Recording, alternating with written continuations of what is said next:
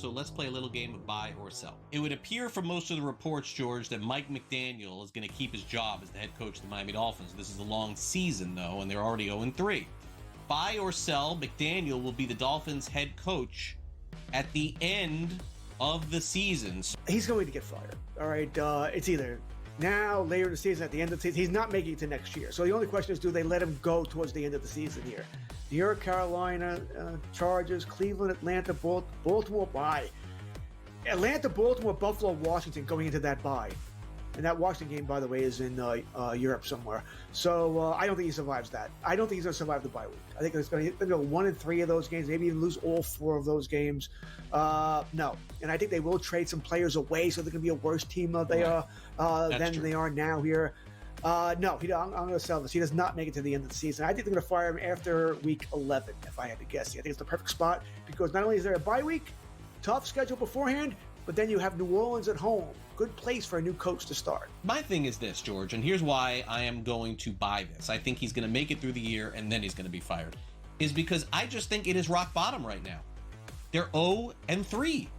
So, are they going to lose 3 consecutive games again this season? I don't think so. I think they're going to win 6 games or 7 games, which tells me it's win, loss, loss, loss, win, loss, loss, So I just think they make the change at the end of the year. If they're not going to make it now and they're 0-3, the only thing that I would say to caveat would be is if they lose in their next game. If they lose that next game, then 0-4, yes, I think it happens.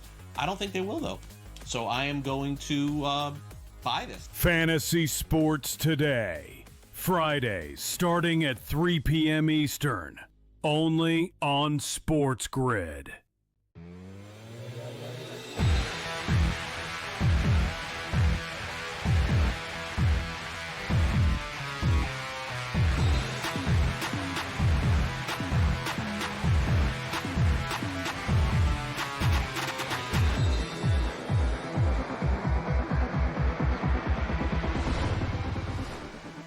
In-game live on SportsGrid. Kevin Walsh with Joe Lisi. We have our eyes on the first part of this doubleheader, which is the Miami Dolphins and the New York Jets. Dolphins lead 10-0. We did have a Braylon Allen injury, so we will see how that shakes out. Potentially big for Breece Hall prop bettors, who's off to a nice start on this drive. But we do have a second part of this doubleheader, and we do have your main in-game live crew, Gabriel Morency and Scott Wetzel, here to set it off for the second part of this doubleheader. Scott, how we feeling?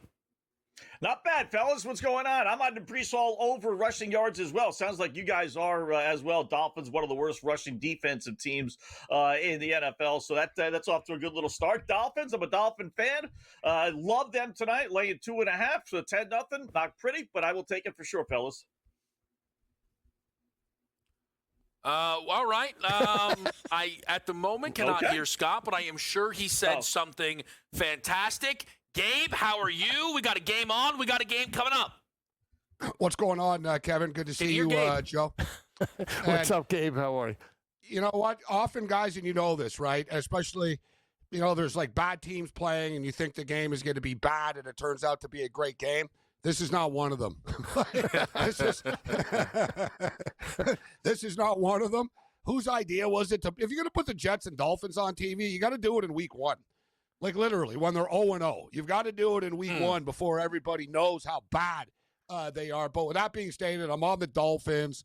I'm on the over of this football game, so I'd like to see some points here. And I don't really know how much better the next game is really going to be, honestly. But at least we've got an alternative to this. So I'll give them credit. It's we're giving them the Dolphins and Jets, but we'll give them another game as well.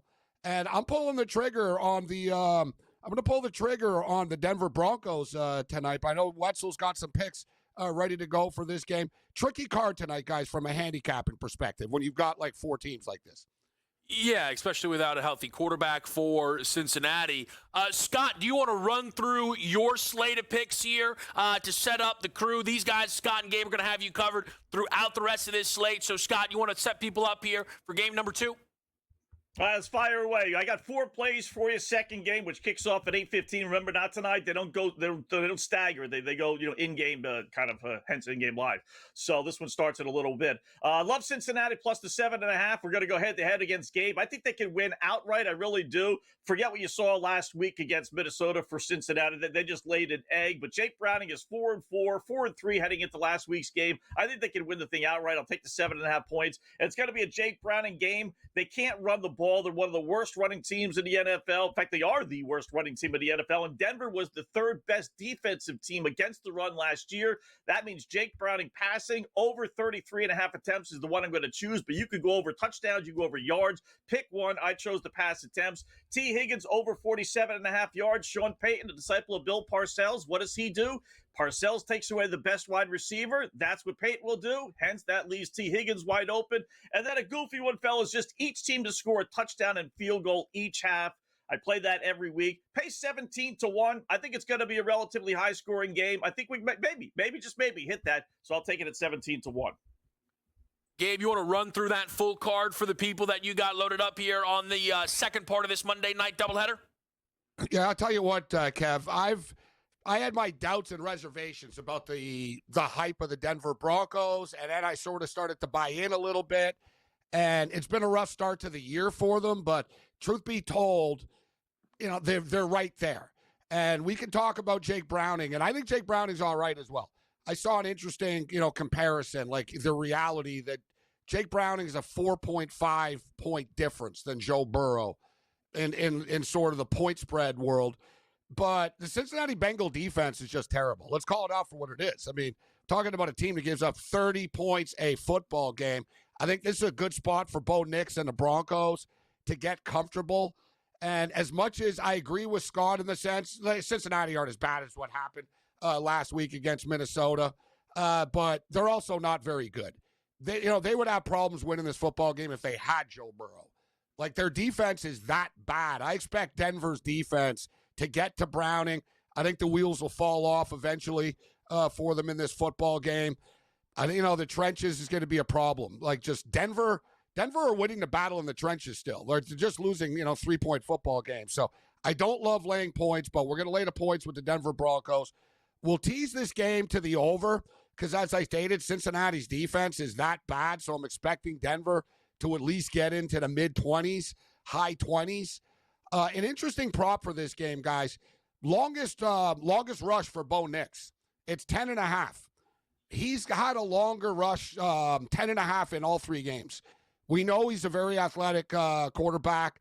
He'll take off at some point. He runs the football a lot. Like I said, in all 3 games, he's had a rushing attempt of 11 yards or more.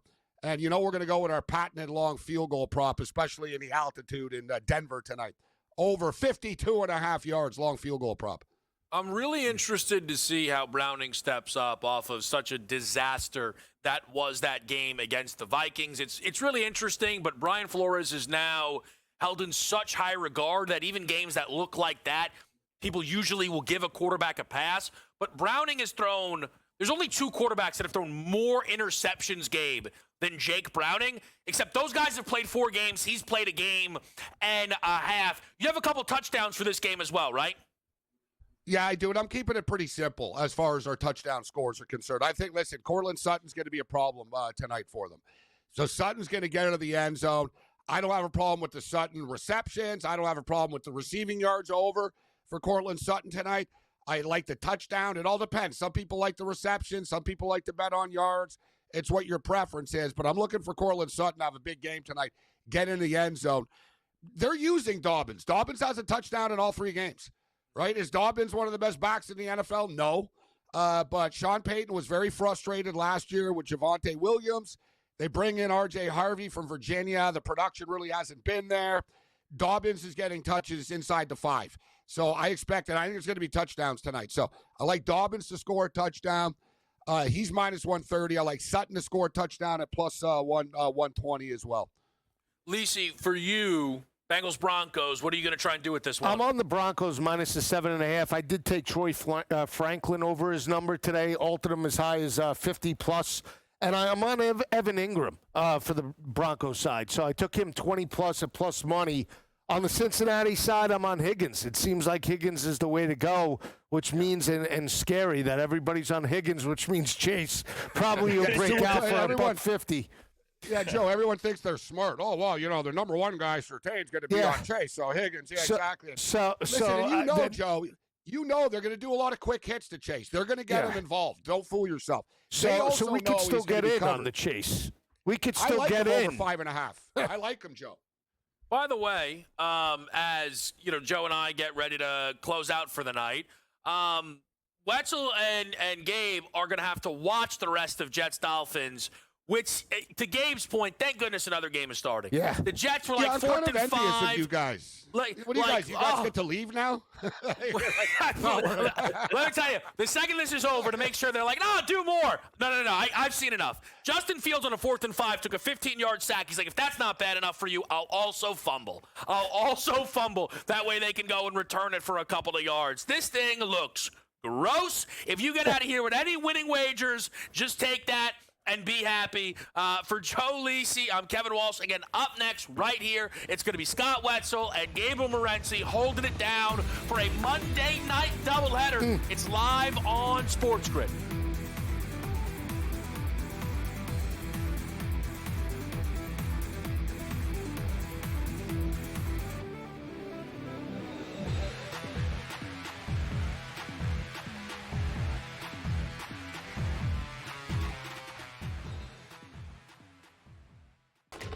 Enter into the magical world of McLuck.com, where even the smallest of spins can win real cash prizes.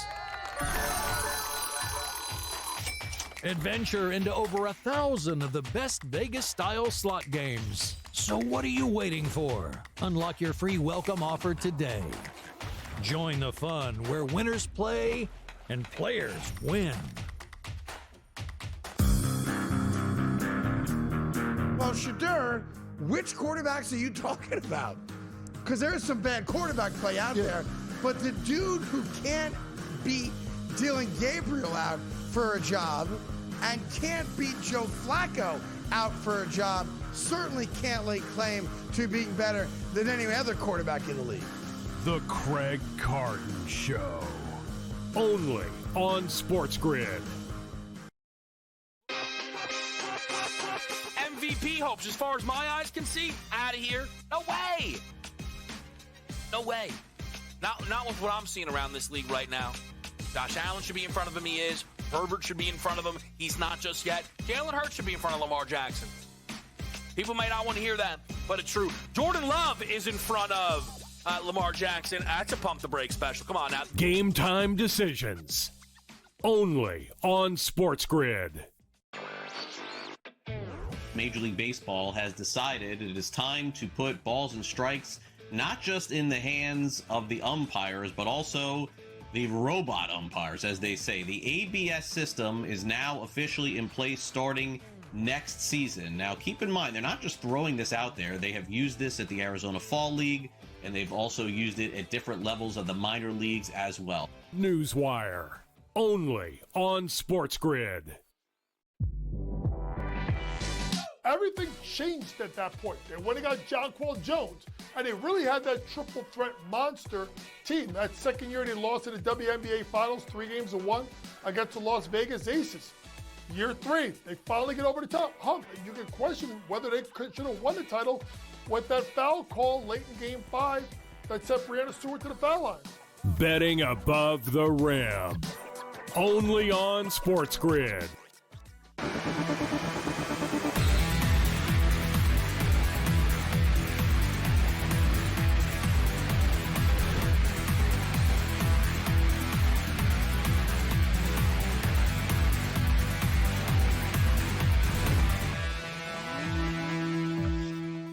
welcome back. It is in-game live game day here on the grid. Scott and Gabe, our number one, as we take you through Miami and the New York Jets, and we're going to kick off here in just a couple of moments with Cincinnati and Denver. I got a whole lot of other bets to get to here. I don't want to bar the guys with the previous show there. But it is 10-0 Miami, and they're going to get the football with 2.5 minutes left. Gabe, let me throw a few more out there as far as the second game is concerned. I told you, a couple minutes ago, love the Jake Browning stuff. Pick your poison on how you want to go. I use the over 33.5 pass attempts with those guys. Also going to use over 217.5 passing yards.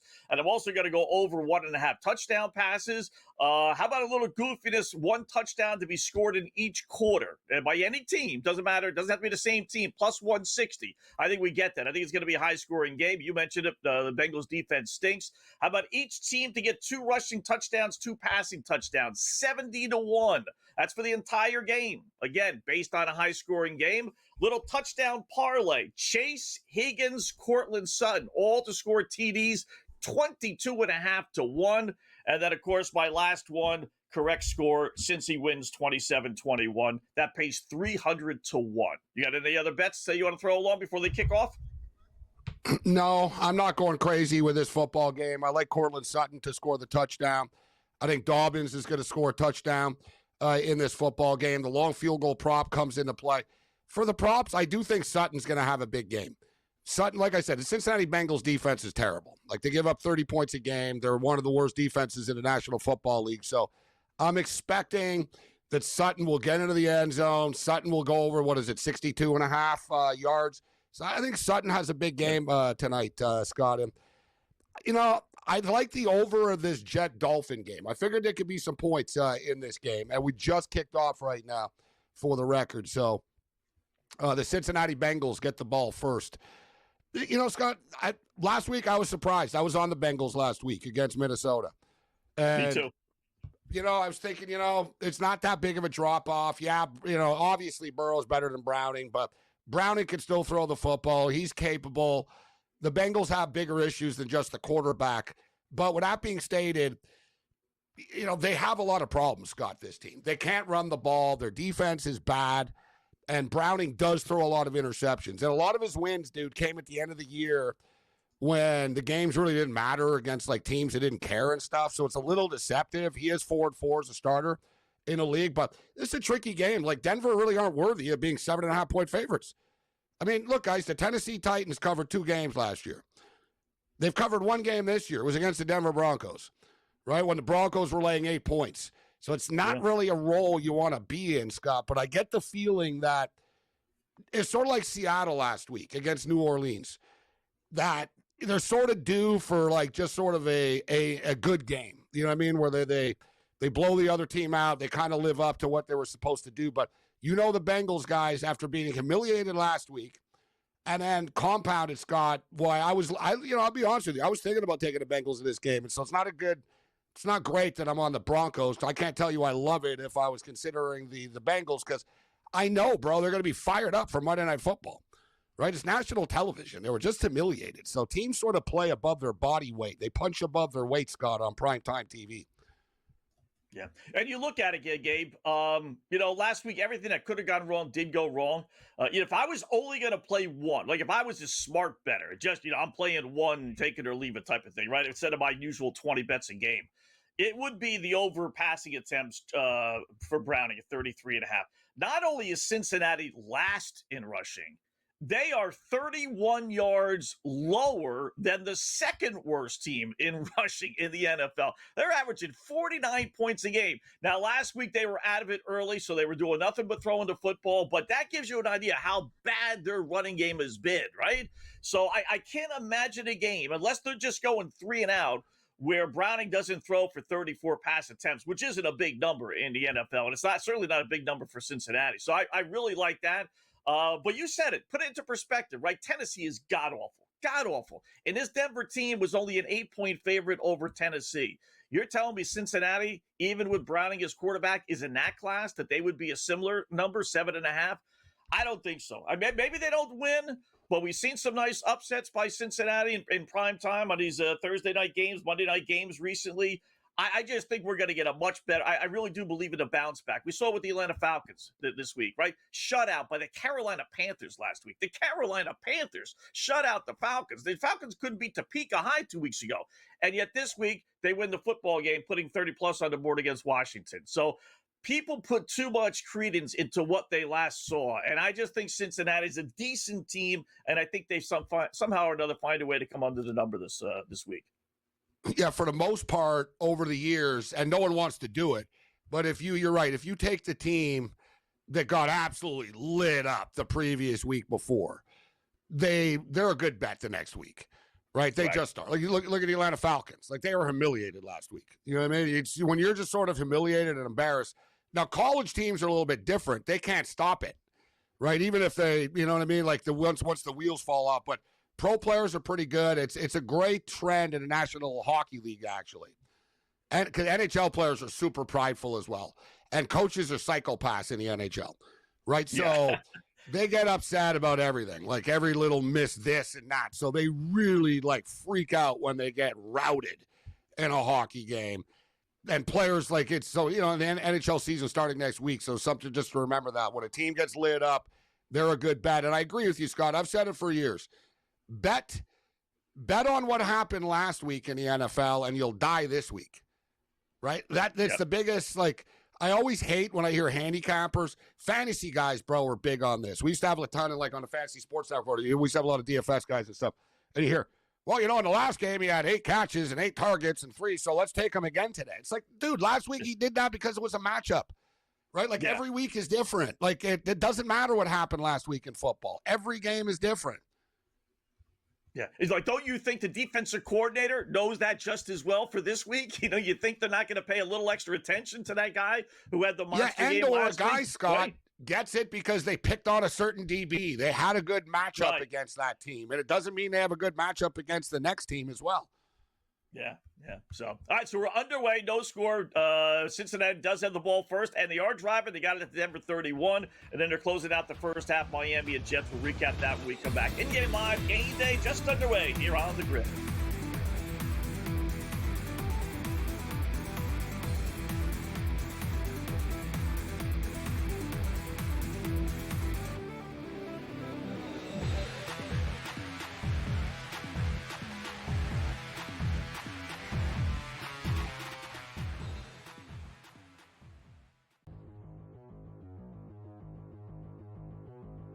So let's play a little game of buy or sell. It would appear from most of the reports, George, that Mike McDaniel is going to keep his job as the head coach of the Miami Dolphins. This is a long season, though, and they're already 0-3.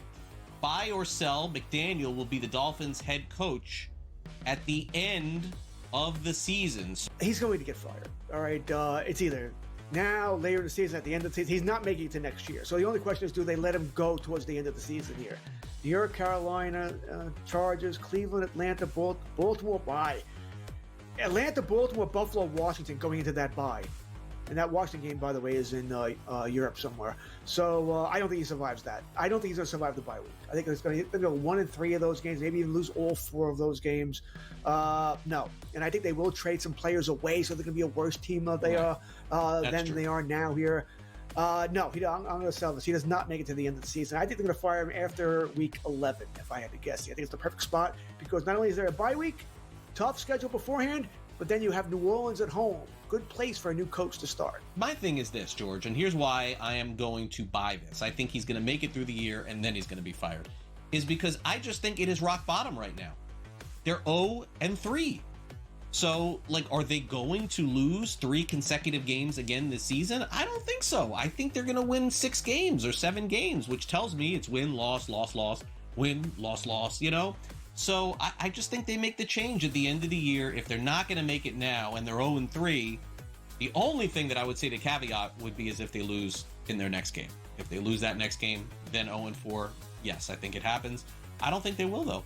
So I am going to buy this. Fantasy Sports Today. Fridays starting at 3 p.m. Eastern. Only on SportsGrid.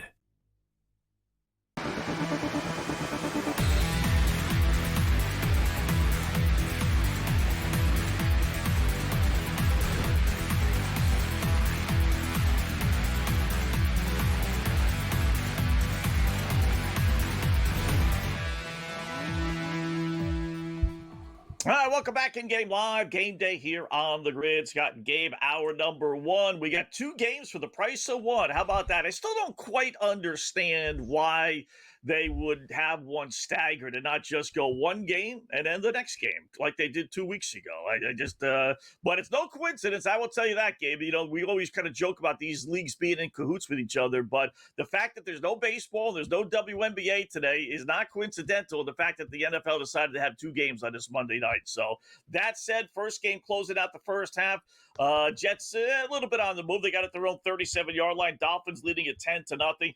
Everything trend-wise pointed to Miami. Listen, both teams are atrocious, but the thing that kind of flipped me over to Miami, and I know you said you were on Miami as well, is, you know, some of these things can be a little, you know, misleading, but the trend stat, whatever you want to call it, about Justin Fields, he is yet to, this is really amazing, he is yet to win a football game when the opposition scores 20 points or more. And I just look at whatever the Jets are playing or whatever team he's on. Do I think that opposing team's going to score 20 points? Yes, I'm going against Justin Fields. He's 0-23. Now, he hasn't won that many games anyway, but the fact that he's 0-3, are the Dolphins going to score 20 points tonight at home? I'm thinking, yes, they're up 10-0, so I'm happy with my play. I like the Dolphins tonight because their coach's job is basically on the line right now. Right, they lose this football game, and if you're a player, say what you will about McDaniel, you know he doesn't. You know he comes across very goofy in his press conferences, so that's never a good look, right? There's sort of you sort of have to act a certain way if you're a football coach, and he doesn't. But the players like him, right? The owner likes him, the players like him. You know, people do think he's a smart football guy, and that it's the injuries that put it this way, like. Within the organization, I don't really think they blame the coach for why they're losing games, right? But national television game, kind of like Sam Pittman, right? It's one thing when you lose, but you lose on national television, and it's more everybody sees it, right? So Stephen Ross is watching. His rich buddies are all watching right now. So if they got humiliated, I could see him losing his job. And if you're a player too, but new coach isn't good for you. Like, you know what I mean? Yeah. Like, you know what I mean? Like, maybe the fans want a new coach stuff, but the players on this team, he likes them. So new coach means new players, means I'm getting replaced. And so I figured that they would play for him a bit. You know, I don't think and the Jets, just quite frankly, as you stated, I think the Jets would have been better off with Tyrod Taylor tonight, Scott. Like, if Tyrod Taylor was playing for the Jets tonight, I wouldn't have been all over the Dolphins. Great stat, great point that you brought up. Now, listen, he was on some bad Bear teams, right? So is it his fault that he doesn't win these higher scoring games? No. But at the same point in time, at least with Tyrod Taylor, because I had a guest on last night that said, oh, now that I know that Justin Fields is playing, I like the Jets more. And I said, really? I said, I would like them more with Tyrod Taylor, right? You know what you're getting with Tyrod Taylor, Scott. He doesn't turn the ball over. He gets rid of the ball quickly, right? Like, he doesn't have a ton of upside, but you know what you're going to get from him. You know what you're getting from Justin Fields. You know what I mean? He might have a good game and still turn it over. He might have a bad game. He's never just taken that next step, right? Because I like Fields, Scott. It was one of these deals where I'm like, how come, like, you know what I mean? Like, you guys can't make it work. You look back at Ohio State. He's tough as hell. Like, he got lit up in the playoffs, bro, for Ohio State. He played through a lot of injuries and stuff. Yeah. He's got the leadership. Yeah, he's got the leadership. Like, you figure it'd almost be like a Jalen Hurts thing with him. You know what I mean? He's got, like, leadership capabilities. He can throw the ball, Scott. You know what I mean? Like, it's not like, oh, he can't throw it. He can't read a defense, bro. Like, you know what I mean? He doesn't see open receivers when they're open, right? Like, I was watching Caden Salter the other night with Colorado, Scott, when they were trying to come back late in the football game against BYU. There was a play. The guy was wide open over the middle of the field. Salter didn't see it. Like, he just didn't see it. And Dion, you could read his lips. He was wide open. He was wide open, right? And you know what I mean? Like, quarterbacks can't read things. That's why Pittsburgh, they were winning with him, and they kind of said, you know, this isn't going to work, like, in the big picture. We're winning despite him, kind of. So I understand the frustration with Justin Fields and people with Justin Fields. Yeah. And I do think this will be his last crack at being a starter, right? He had a shot, obviously, with Chicago. Kind of had a start, honestly, with Pittsburgh. But I think there were some backhanded handshakes on Russell getting that job eventually. And then so the Jets give him one more crack. And whether it's fair, unfair, has he been on great teams with great wide receivers? No, really hasn't. But you got to show your true proof. And I think, he'll stick around as a backup quarterback, but as a starter, no. And you're right. I'm glad as a Dolphin fan, it's just feels tonight. Really am. All right, more coming up in Game Live.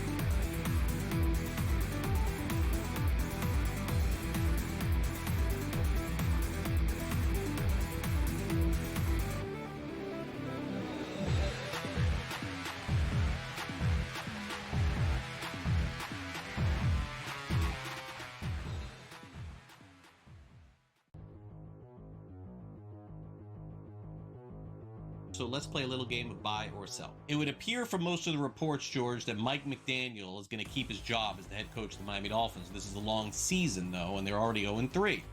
Buy or sell, McDaniel will be the Dolphins' head coach at the end of the season. He's going to get fired. All right, it's either now, later in the season, at the end of the season. He's not making it to next year. So the only question is, do they let him go towards the end of the season here? New York, Carolina, Chargers, Cleveland, Atlanta, Baltimore, bye.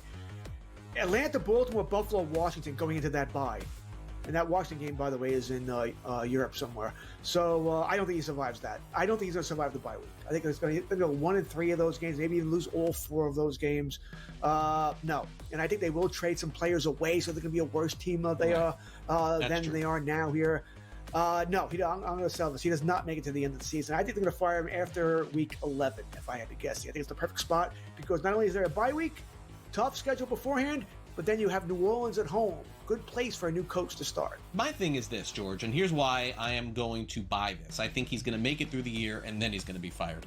Is because I just think it is rock bottom right now. They're 0-3. So, are they going to lose 3 consecutive games again this season? I don't think so. I think they're going to win 6 games or 7 games, which tells me it's win, loss, win, loss, So I just think they make the change at the end of the year. If they're not going to make it now and they're 0-3, the only thing that I would say to caveat would be is if they lose in their next game. If they lose that next game, then 0-4, yes, I think it happens. I don't think they will, though. So I am going to buy this. Fantasy Sports Today. Fridays starting at 3 p.m. Eastern. Only on SportsGrid.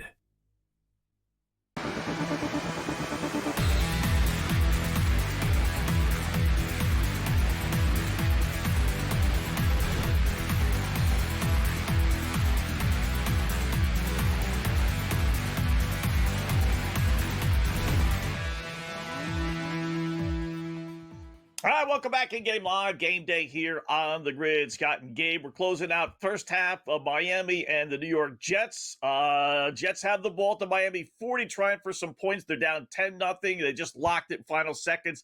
I think they're going to try a 57-yard field goal, actually. No, 58-yard. It's a 58-yard field goal. Did you do longest in that one? And I'm going to get your thoughts on a 52.5 number for the second one. Yeah, I did the long field goal in both of them tonight, actually. So we just hit there. It was 58. There was a 58-yarder to the Jets. So this made it 10-3 right now. Like I said, this game is every bit as bad as a lot of people kind of expected it to be. I got teasers with the over, Scott. I don't think I played the over directly. Did I play the over directly here?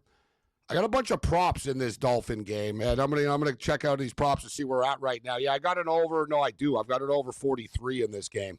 Came down to 43.5, and I don't know if it's gonna get there, bro. We're at 13 points right now. Like I said, if it was Tyrod Taylor, the Jets would have 13 points right now, right? Like I said, Tyrod Taylor can move the ball at least. There's a window, there's a ceiling to what he can do. I get it, but he's capable. Right, and it was the same thing, with the New York Giants. He was effective with the Buffalo Bills. Tyrod Taylor's an effective quarterback. Justin Fields is not. And, this offense, Scott, has too much talent to be as bad as it is. Honestly, really as a Bills fan, Scott, a couple of years ago, I remember one of those drafts. I was like, oh, damn. Oh, boy. You know what I mean? It was one after another. as someone that watches, I was like, Breece Hall, I was like, oh, man, this guy's pretty good, man. I was like, oh, my God, I got Garrett Wilson and we're in the same draft. I was like, oh, boy. Right? Like, you go down to the Allen guy is really good. Dude, their defense is good. Like, what the hell is wrong with this team? They can never be good, Scott. You know what I mean? There's some organizations, it doesn't matter on paper. When have they ever been good? Seriously, they had a little brief thing with Chad Pennington. Okay. Leinart and Rex Ryan, they made it. They won a couple of games. Blah, blah. Yeah, okay. Yeah, they were never great, though. You know what I'm saying? The Sack Exchange era when I was a kid, they were okay. They weren't a great team. You know what I mean? Like, Joe Namath. You know what I'm saying, Scott? That's it. The Mets are the same way. I'm being real. Joe Namath. If you live in New York, there's a fine line, right? And generally, not everybody, but generally is you're a Jets, Mets, Islanders fan. And then there's the Giants, Yankees, Rangers. Knicks are for but you know, there's actually the Yankee Cowboy fan that's more than anything. Well, Dallas is everywhere. Yeah, Dallas. Because that's the thing. But if you look at New Yorkers, they all love the Yankees, Scott, and they'll love the Knicks and stuff. But you'll notice they all have different football teams. They're all front runners. Yeah. Because the Giants and Jets have been so bad in their lifetimes, right? They're not. Like the Giants, even in the 70s, they were bad. Like, I can't even name you. Like, who played for the Giants in the 70s, Scott? Like, who were their quarterbacks? Like, even into the 80s. No one, no one remembers. They never had it. Days. I was there when they flew the banner, fire the owner and everything. I was, there with Dude, I'm thinking of, like, Frank Gifford. Like a Giants. Back when. But, Fran Tarkenton, Y.E. Tittle, if you want to go back that far. But then you had the Jerry But they weren't good of the world. until the Phil Simms era, right? You had the Phil Simms era. They had about a decade, the Eli. Put Starcheck, fumble, with Zonka. That's New York Giants. That's why the guy got fired. I remember I walked into Modell's across the street from Studio 34 for the first time many years ago. And it blew my mind, Scott. It was all like Giant jerseys and stuff. And the only Jet jersey they had was Joe Namath. I was like, they don't have a player they can sell. Like, they don't, you know what I mean? Like, there's not. Now they have players, and people thought, hey, listen, Aaron Glenn coming in is going to produce and, a new energy, but they're just one of those. It's sort of like a location with a restaurant. You know what I mean? There's some locations that they'll never work. Like, it doesn't. It's like, it used to be a beauty salon. It used to be an Indian restaurant. It used to be a convenience store. Like, and it just sort of, there's always just sort of these locations. There's certain teams like that, Scott, that, will the Jets ever be good? Like, they'll find a way to screw it up. Look, when they had a top pick of the draft, they took Zach Wilson. Yeah. Listen, even Bill Parcells screwed it up because there was true talk that Peyton Manning wanted to come out, and all he did was ask Parcells, will you take me number one? And Dopey Bill said, I'm not sure. I can't tell you, kid. So Manning stays another year. They take the offensive lineman number one, and the rest is history. I mean, there's so many goofy stories like that about the New York Jets. AFC Championship game down in Miami, and the Dolphins, water the field, so it's a sloppy mess. They don't cover the field in a torrential rainstorm. They lose that 14-0. They're blaming the rain on that. So many, Vinny Testaverde here with Parcells was a good team, but then he, rips his Achilles in week number, 3 or 4? They still go to the championship game, but they don't win. There's they did get screwed once with Vinny Testaverde on the goal line. I remember that user. Yeah. But right? Was it Seattle last game of the year? They were going to make the playoffs. Yeah. But the problem is, like, they're one of these teams. So even this year, guys, for the record, still 3-0 in this the Bengals game. The Bengals marched down the field. Was a nice drive. They got inside like the 10 type of deal, but in typical fashion, penalties, blah, blah, backwards. And they ended up kicking the field goal. Denver's offense, Scott, like Denver's defense has been good this year. Like Denver's defense is like lived up to the hype. Like they've done their job. It's the offense. They just can't get this offense going this year. Yeah. It's funny because I didn't think Bo Nix was going to be very good last year, Scott, and he was. And it's like he's what he is now, what I thought he would be last year. Like, this is what I thought. Like, you know what I mean? I thought last year, they're going to struggle with Bo Nix. Like, no. And Bo Nix, like, shut us all up. He was great, man. The guy had, like, 26 touchdowns and 4 interceptions only in, like, the last 10 games of the season or whatever, but hasn't carried over into this year at all. No, he's thrown for 176, 206, and 153 yards. So he's thrown it for 200 yards only once. Now that's fine if you're winning those games, no big deal. But they're not. They're losing those games. And you notice you said it, they struggled against Tennessee. They barely won that game by only 8. You'll notice there's a lot of friction with him and Peyton too.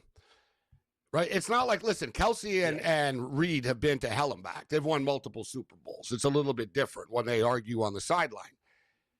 Bo Nix has been in the league for 2 years, and like every time he comes off the field, Peyton's like exasperated with him, and Bo Nix is talking back.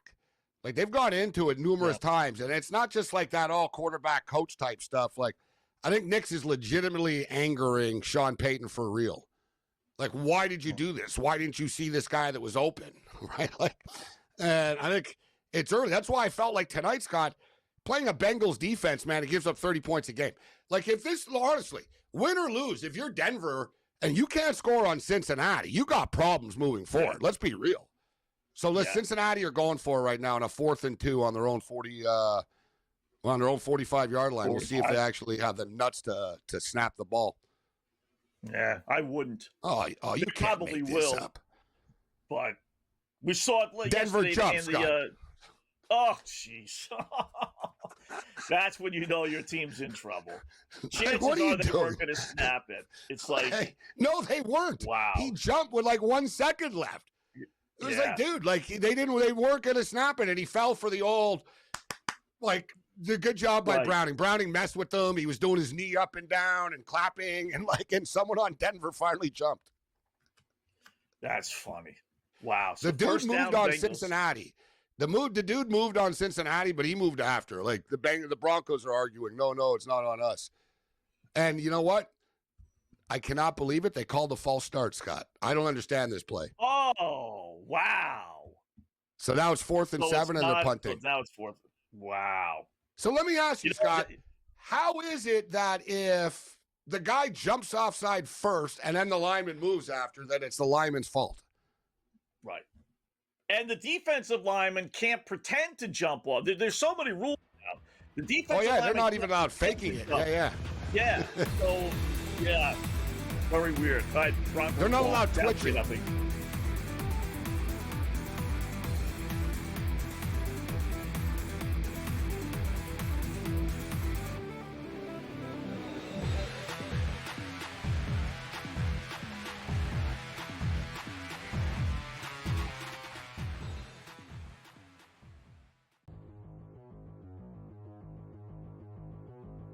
So let's play a little game of buy or sell. It would appear from most of the reports, George, that Mike McDaniel is going to keep his job as the head coach of the Miami Dolphins. This is a long season, though, and they're already 0-3.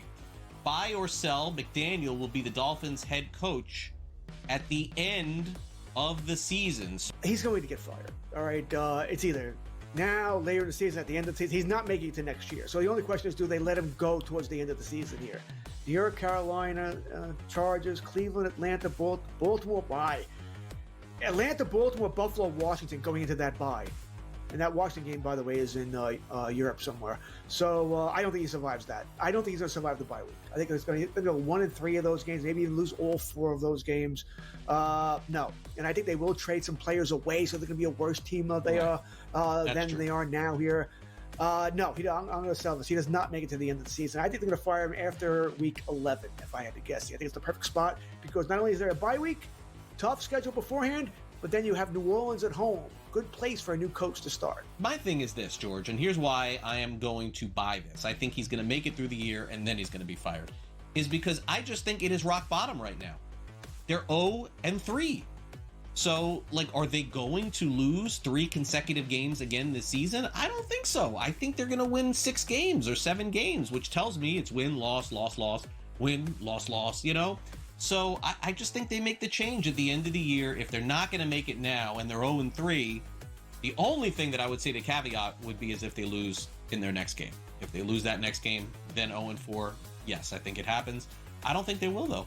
So I am going to buy this. Fantasy Sports Today. Fridays starting at 3 p.m. Eastern. Only on SportsGrid.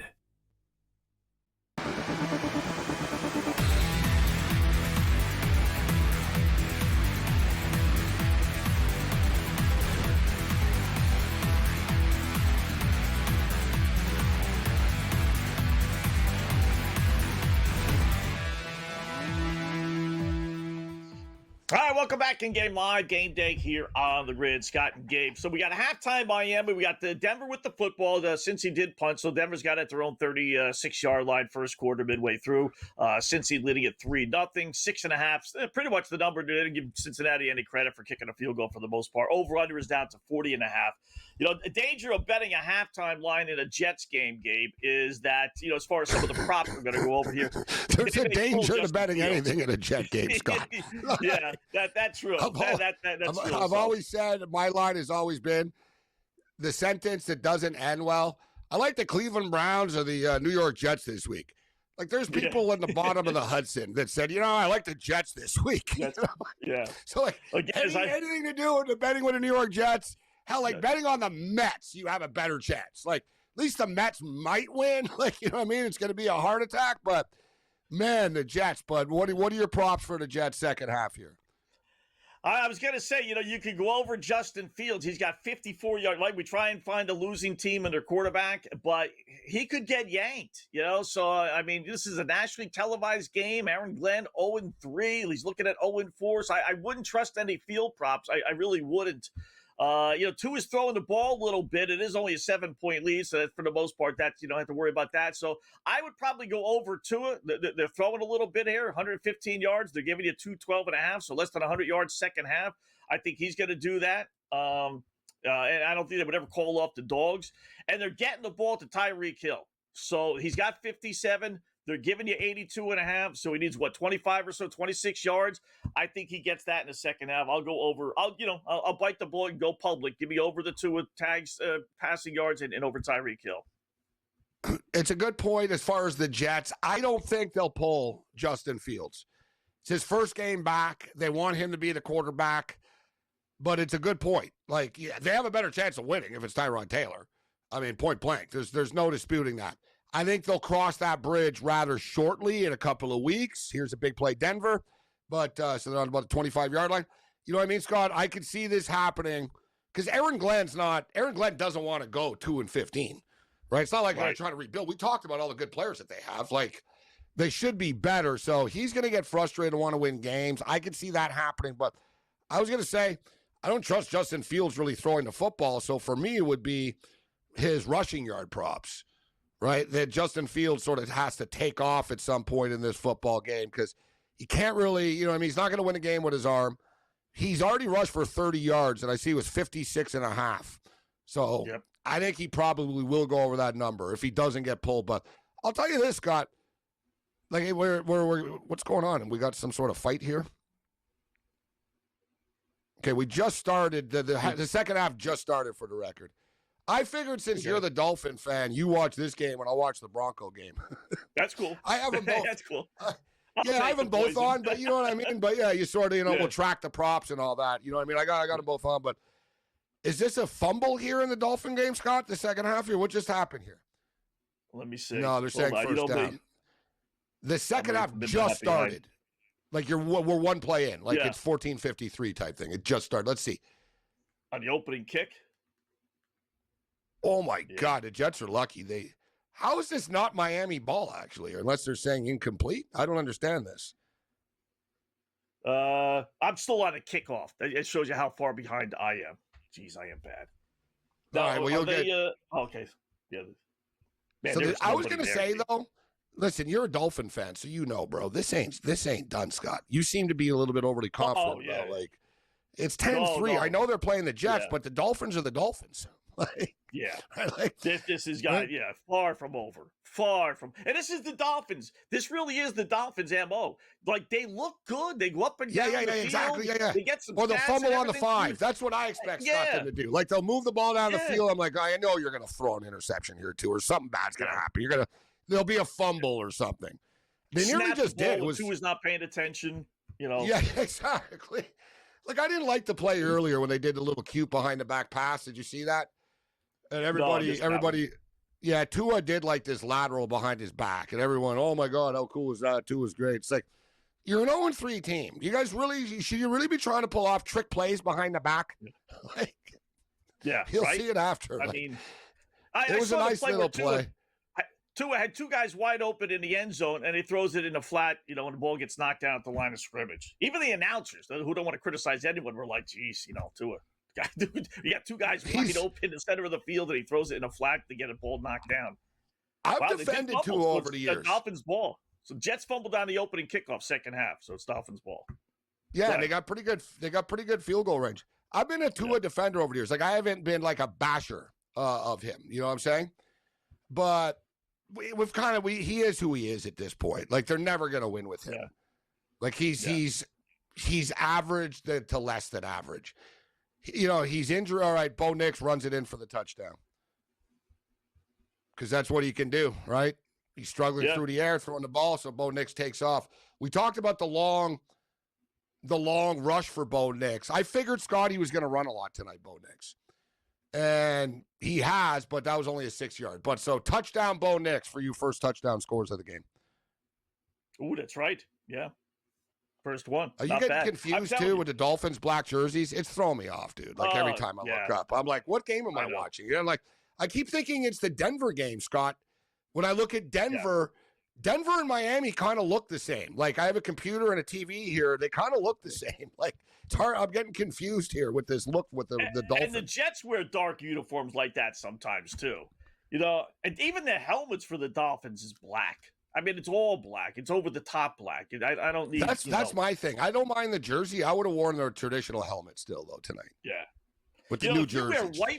If you wore white pants with that new black top and the traditional helmet, that would look cool. It would look a little USFL-ish, but it would look like, okay, that's pretty cool. But when you wear all black, helmet included, it's like, ugh.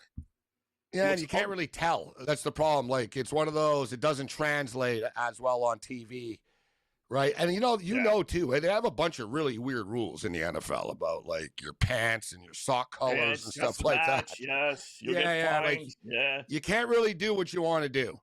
Like, you can in college, but you got to tell them, like, months in advance. Otherwise, Northwestern will say no. yeah. I don't see if the Dolphins can punch it in.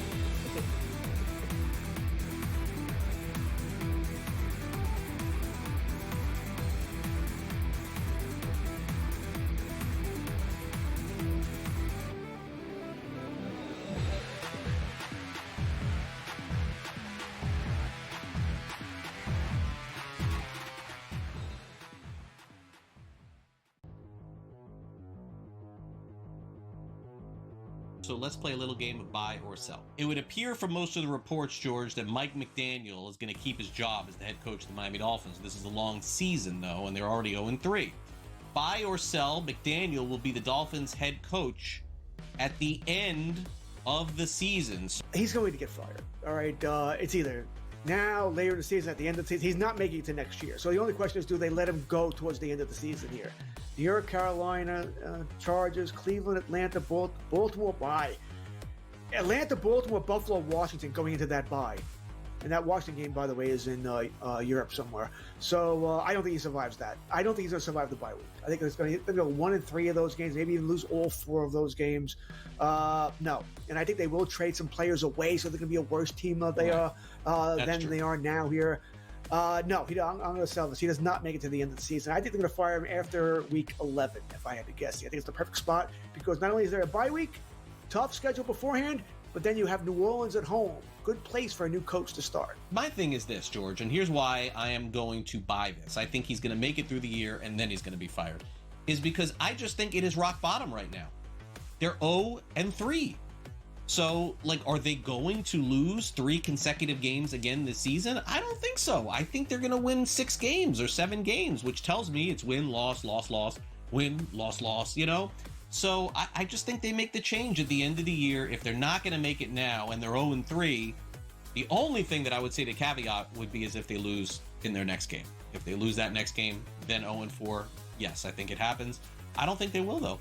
So I am going to buy this. Fantasy Sports Today. Fridays starting at 3 p.m. Eastern.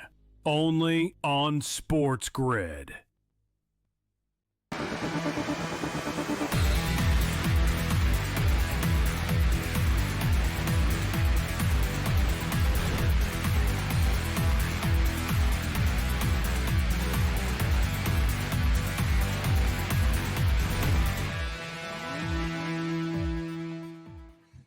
welcome back in Game Live. Game Day here on the grid. So, update from Miami. Tyreek Hill gets tackled out of bounds. His knee kind of buckles. You could see it there, and that's not a good sign. At least he was actually tackled. You know, if you go down with a knee injury, not being hit, then it's forget about ACL, MCL. At least he was kind of grabbed and tackled, but they had to cart him off, Gabe. That's not a good sign. We saw it yesterday with neighbors with the Giants.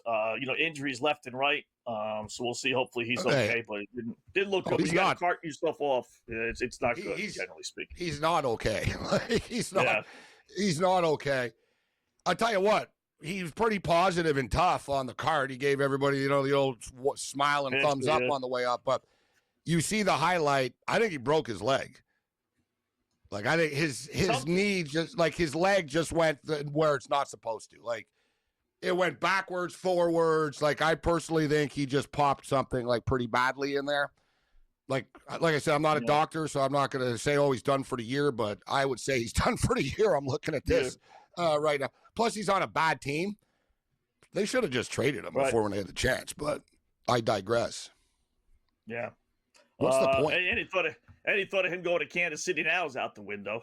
That's for sure. They don't need him. They got Worthy back. They got Rashee Rice coming back in 2 weeks. And how good, right? We said this last week. Kansas City was such a good bet last week. It was you're buying. It's a typical stock thing: buy low, sell high. You're never going to get a better number on Kansas City. But when they get Worthy back, and he was big yesterday, and when they get the Rice back, they're going to be phenomenal again. I'm telling you, holding on to those 14, 15-1 tickets that you could have gotten last week on Kansas City is going to turn out to be a good thing. Touchdown Dolphins, by the way. Wow. Winning one for the skipper. For Tyreek, he's such a Tyreek. Such an inspirational story, Scott. That you know what I mean? Yes. The same guy that walked out of the locker room last year. With his 20 illegitimate kids. You can see them all going into the hospital. Who's this? I'm his son. Oh, wait a minute. So I can't. Four other sons come in a moment ago. And another thing too, man. Imagine you're a play-by-play guy, Scott. I can't tell who anybody is on the Dolphins. Like, I'm looking at the number. You can't see the number in the back. Like it's it's like when it's up close, you're like, of course you can. But it's easy when it's up close. Like, it's a nightmare. Yeah. Like NHL guys, it's Darren Waller again. Wow. This is like Romeo Dobbs last night. It's the Darren Waller show, Scott. Waller's got both touchdowns. And, of course, I got Waddle to score a touchdown and Achane to score a touchdown. Just from the conspiracy standpoint, as a Dolphin fan, the criticism's been abound this week, right? But one of the guys they were isolating on is, they brought this guy out of retirement. He hasn't played football in a couple of years. Who, Darren Waller, what he did with the Giants. Yeah, Mr. Kelsey Plum. His ex is better than he is. Yeah. So now all of a sudden, nationally televised game. What do? We're going to get the ball to Tyreek Hill, and we're going to get the ball to Waddle. Two guys. Darren Waller hasn't done anything, Scott, in the NFL in like 5 years. Like, seriously, where is this coming from tonight? Team. Yeah, literally. He did nothing with the Giants. With that one year, really, with the Raiders, he was phenomenal. I had him on my fantasy team. I remember. It's amazing how fantasy can help you remember things. But he's one of these weird dudes, Scott, right? Like that. Oh, I don't even like football. Like, you know what I mean? Like, dude, the guy did videos and stuff like, I'm done. I don't even like the NFL. It's a big scam. You guys don't know what it's really like behind the scenes in that league. And now here he is catching passes. National television. He'll get a sponsorship tomorrow. Right? His agent will get a phone call. Billy Bob wants to bring on as a sponsor. You know what? It was when Kelsey left him. I don't know. We don't get into relationship stuff on this show too much, but he got really rattled. Like, he did some weird videos online. Like Kelsey, him and Kelsey Plum, the WNBA star, got married a couple of years ago. And she caught on that, like, this dude's kind of out there. You know what I mean? So she got out, and he was going to become a rapper. Like, he did a video where he kind of dissed her and stuff. And, like, remember? He did, like. I remember that, He sort of went gangster style. And people were like, he's not a gangster at all in real life. But he went gangster style, like, in TikTok videos. And I don't need football. I don't need Kelsey Plum. Well, I guess probably money, Scott. That's what he needs. Yeah. So he's probably like, you know what? I might not like this, but I'm pretty good at it, so I'll go back and do it, Yeah. You want to give me $5-6 million a year? Okay, why not? No guarantees, nothing, guaranteed money. I wonder what she got in the divorce, too. Maybe he's playing for her right now, for all we know. Yeah, it could be. She only makes WNBA money, right? So, yeah, that's less than those $1 million. making like 77 a year, 77K. Yeah. Overnight 7-Eleven person makes more than them. All right, we'll update the lines. Broncos lead, Dolphins lead when we come back.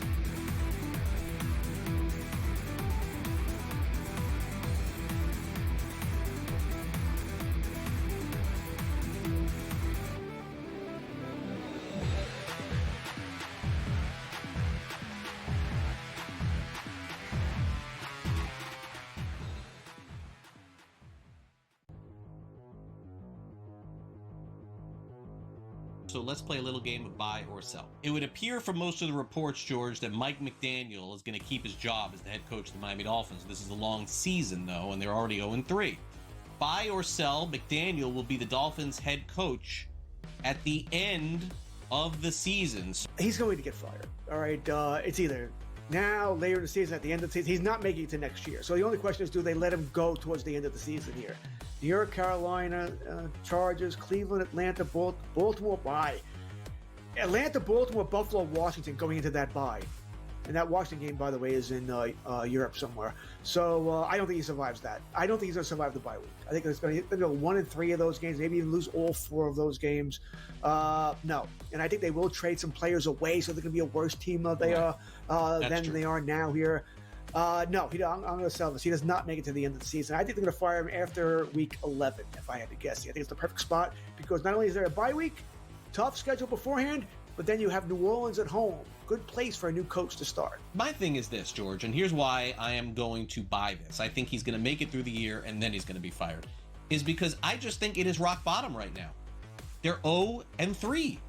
So, are they going to lose 3 consecutive games again this season? I don't think so. I think they're going to win 6 games or 7 games, which tells me it's win, loss, loss, loss, win, loss, loss, So I just think they make the change at the end of the year. If they're not going to make it now and they're 0-3, the only thing that I would say to caveat would be is if they lose in their next game. If they lose that next game, then 0-4, yes, I think it happens. I don't think they will, though. So I am going to buy this. Fantasy Sports Today. Fridays starting at 3 p.m. Eastern. Only on SportsGrid.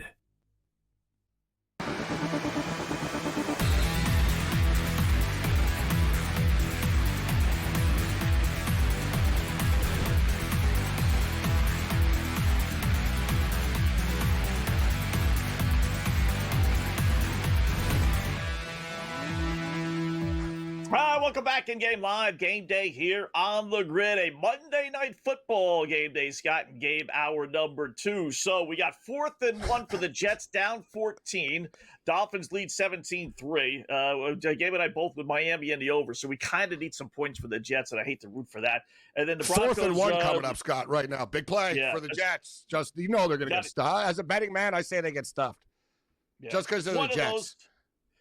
What are you doing? Why would you do this? What are they doing? God, the Jets are like the Jets. But here's Justin. What did I tell you guys at the half? I said, if you're going to play Justin Fields props, play him rushing yards. What a player. Justin Fields just ran for like a 50-yard touchdown. Guys, wow. It's 4th and 1. They wanted to throw the ball. That's why I said, what are you doing? You have Justin Fields. It's 4th and 1. They want to throw the ball. He nearly got sacked and lost like 10 yards. And it was one of those... He just went backwards and said, all right, I'm going to run around like crazy. Look at this. It's like it was a complete disaster, but he's such a good runner. I hate to say it because I know they always get insulted, but Justin Fields, you'd be a star if you were a wide receiver in the NFL. Yeah. You'd be a star. Well, I would say, yeah. Like the guy can run, man. That's why they should be calling these quarterback draws left and right. Just do it. Accept the fact, all right, if he gets hurt, he gets hurt, but he's only going to stay in the league and be successful if he runs the ball, right? So it's the worst thing you can do is tell a running quarterback, oh, we're going to teach him the pass. You don't have time to do that. Just let him run. Yeah. What's up, Sean? You don't. What's up, Sean? No, I mean, you're right. Winners and whiners. Let's teach him the pass. Bro, he's been a quarterback for 20 years since he's 5. This is what kind of passer he is. Do what they wanted Lamar to stay in the back and just throw the ball, he could drop back. Cater around him. The guy could take off. I mean, the Eagles do with this stupid tush push. Let this guy run the ball, come out. What are they called? Scripted runs or whatever? Scripted quarterback runs? Quarterback draw. Just quarterback draw. I swear to God, I'd run a quarterback draw once every set of downs. I really would. There's nothing I would hate more as a defensive coordinator or a defensive lineman is to be rushing the passer and then all of a sudden see that quarterback skirt right through a hole and there's open lanes and all the wide receivers deep and then there'd be nobody there. Yeah. Oh, I counted. If nobody's open, your first look to the left, your first guy, go right and just take off. Guys will get open in a game or two when they see you just take off every single play. The corners will move. Everybody will be moving around, and they'll be open receivers. They'll be open receivers for you. Total has just popped up to 44.5 in the Jets and Dolphins game. So we've got 2 quick touchdowns here, guys. So you know what? We were laughing about how bad the game is and stuff, but all kidding aside, boom, dude, they've scored 14 points in 5 minutes to start the third quarter, and so we got a 17-10 game. Dolphins up right now. Total 44.5, point spread 6.5. Meanwhile, the Denver Broncos are up 7-3 on the Cincinnati Bengals. They're now laying 9.5. Total 42.5 right now. These were tricky games tonight, Higgs, coming in, right? I mean, they were tough handicaps tonight. What did you do with the doubleheader tonight? What did you bet on? Which teams do you got? I like the Jets in the over. Didn't move on at all, but I had Cincinnati 6.5 when it opened up last week. Just cause, as bad as the Bengals look, giving up 100 points in their game, let's be honest. I mean, you got a Denver team's kind of desperate. You want to talk about 2-0-3 teams that are desperate here in game one. These guys lost on the leverage play, which probably should have been a win for them. And then they let one get away last week. They're in a spot where it could be like, oh, you got to bet on a team that lose, 48-3 or whatever they got beat down by. But Denver's in a spot where they look bad against the Titans in week 1, right? You lose the game on a bad penalty call. You let it get away. You could be 0-3. You better come out here and win this game. I thought it'd be ugly. I did like the under as well here, but this Denver game could be 3-0 though, Sean. You're right, and I'm not saying they're great, but that's the weird thing about the NFL. In that the Colt game, that was weird. They got screwed. It is what it is. It was a bizarro ending. It's one of those 1 in a million type of things that happened to them. The Charger game, they were right there. They lost by a field goal. That's why I was wrong about Baltimore yesterday. I figured, listen, like Baltimore, okay, they lost to Buffalo. They lost to Detroit. They lost to top-tier teams. And then they're showing Tyreek Hill in a wheelchair right now. Like I said, guys, I think he's got a broken leg, personally. And you see it right now. His knee is in like a brace, and they're not bending it at all. Like, Tyreek Hill's in a lot of trouble. But game, like you said, they could be 3-0. They could be 0-3. Like the Titans were in that game late. Titans might be 0-17 this year. They look bad. They really might. The head coach is not going to survive there. There's no way. I mean, if they get blown out again next week, who knows? I know they got a couple of easy games on their schedule. Saints, Jets are on there. New England's on there. But when you're that bad. All right, so where would you – we'll start with the Dolphin game, right? So Dolphins laying 6.5. They got the ball midway through third quarter. Over-under is 44.5. Does anything jump off the page for you there? Any props, any line plays? I would take the Jets in the over. I liked it to start the game. I still like it. I think they're in danger. Here's another team. They could have beat Pittsburgh. That Tampa game win-loss. I mean, they could have won that game and make a stop. As much as Tampa could have or did win that game. I like Fields. I don't think he's terrible. If he takes off sometimes, trust me. Hey, listen, I make great NFL 2K guy on that Xbox kind of thing. You take off with this guy and you could win Super Bowls with him in franchise mode. Let it. Come on. I like the coach. I think the defense is decent for an NFL defense. No, the Jets. The new coach, Aaron Glenn. I like the Jets. Yeah. So I'm a little biased towards the Jets. He is over here. And he got ripped pretty hard for running up and down the sideline last week, so that's why I got confused. I'm like, which coach you like? Which? Why don't you thought that you think you have a win in your pocket and you had Baker. I mean, No, I Baker, know, Sean. We said it earlier that the Jets on paper probably have like top 5 talent in the NFL, with the exception of the quarterback, right? Yeah, Like, Garrett Wilson's really good. You got great running backs. You got a bunch of studs on defense. They're kind of like the Cleveland Browns in a way. The Cleveland Browns actually have a bunch of good players too, but they can never turn the corner. Yeah. It's like Wall Street. They're worth more apart than they are together because of the quarterback. Typical company. Take their pieces. Would guys want some Tennessee Titan players? No, no. Would guys want some New Orleans Saint players? Maybe 1 or 2, but no. But they would pick you'd apart have this 32 Jets teams, exactly. And they'd be like, oh, we're trading Garrett Wilson. Teams would be like, all right, we're in. Well, you want to trade Breece Hall? Okay. Like, what do you want? You know what I mean? Like, you're right. That's why I would say they're a quarterback away. Are they a quarterback away? Will they screw it up? Because they're going to be, let's be real, the Jets are going to have a top-tier pick in the draft this year. Right? They're going to have a top 5 pick in the draft. What do you think? Well, what quarterback is the guy? Because last year Cam Moore's supposed to be the guy. I mean, like, who's the guy this year that's going to be? I'll take that kid. I'll take that kid from I'll take the kid from Oregon. I'm telling you what, Dante Moore. Dante Moore, man, he looks great. I'm not going to say he's Patrick Mahomes, right? But the way he moves, the way he throws, just the way he looks. He looks crazy. He doesn't have that much starting experience, but man, that's what I was going to say. He's only played like 7 games, bro. He played a couple of games at UCLA, and he got into it with Chip Kelly, and now he's played 3-4 games. So, the sky's the limit for this kid from Detroit area, big time recruit. But I think he'll be in college again next year. So I don't think he'll be in this year's NFL draft. And don't forget too, Oregon money. He's probably going to make like $5 million to stay there. Yeah. Talking with Sean Higgs, winnersandwhiners.com. Hold on the line, so we'll get some more thoughts from you. Come back.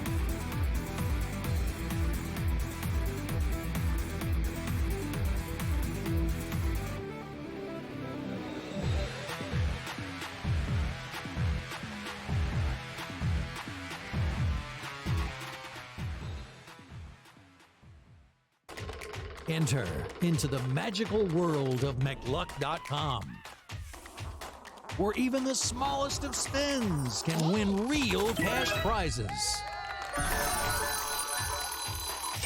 Adventure into over 1,000 of the best Vegas-style slot games. So what are you waiting for? Unlock your free welcome offer today. Join the fun where winners play and players win. Well, Shadur, which quarterbacks are you talking about? Because there's some bad quarterback play out there, but the dude who can't beat Dylan Gabriel out for a job and can't beat Joe Flacco out for a job certainly can't lay claim to being better than any other quarterback in the league. The Craig Carton Show, only on SportsGrid. MVP hopes, as far as my eyes can see, out of here. No way. No way. Not with what I'm seeing around this league right now. Josh Allen should be in front of him. He is. Herbert should be in front of him. He's not just yet. Jalen Hurts should be in front of Lamar Jackson. People may not want to hear that, but it's true. Jordan Love is in front of Lamar Jackson. That's a pump the brake special. Come on now. Game time decisions. Only on SportsGrid. Major League Baseball has decided it is time to put balls and strikes not just in the hands of the umpires, but also the robot umpires, as they say. The ABS system is now officially in place starting next season. Now, keep in mind, they're not just throwing this out there. They have used this at the Arizona Fall League, and they've also used it at different levels of the minor leagues as well. Newswire, only on SportsGrid. Everything changed at that point. They went and got Jonquel Jones, and they really had that triple threat monster team. That second year they lost in the WNBA Finals, 3-1 against the Las Vegas Aces. Year 3, they finally get over the top hump. You can question whether they should have won the title with that foul call late in Game 5 that sent Breanna Stewart to the foul line. Betting above the rim, only on SportsGrid.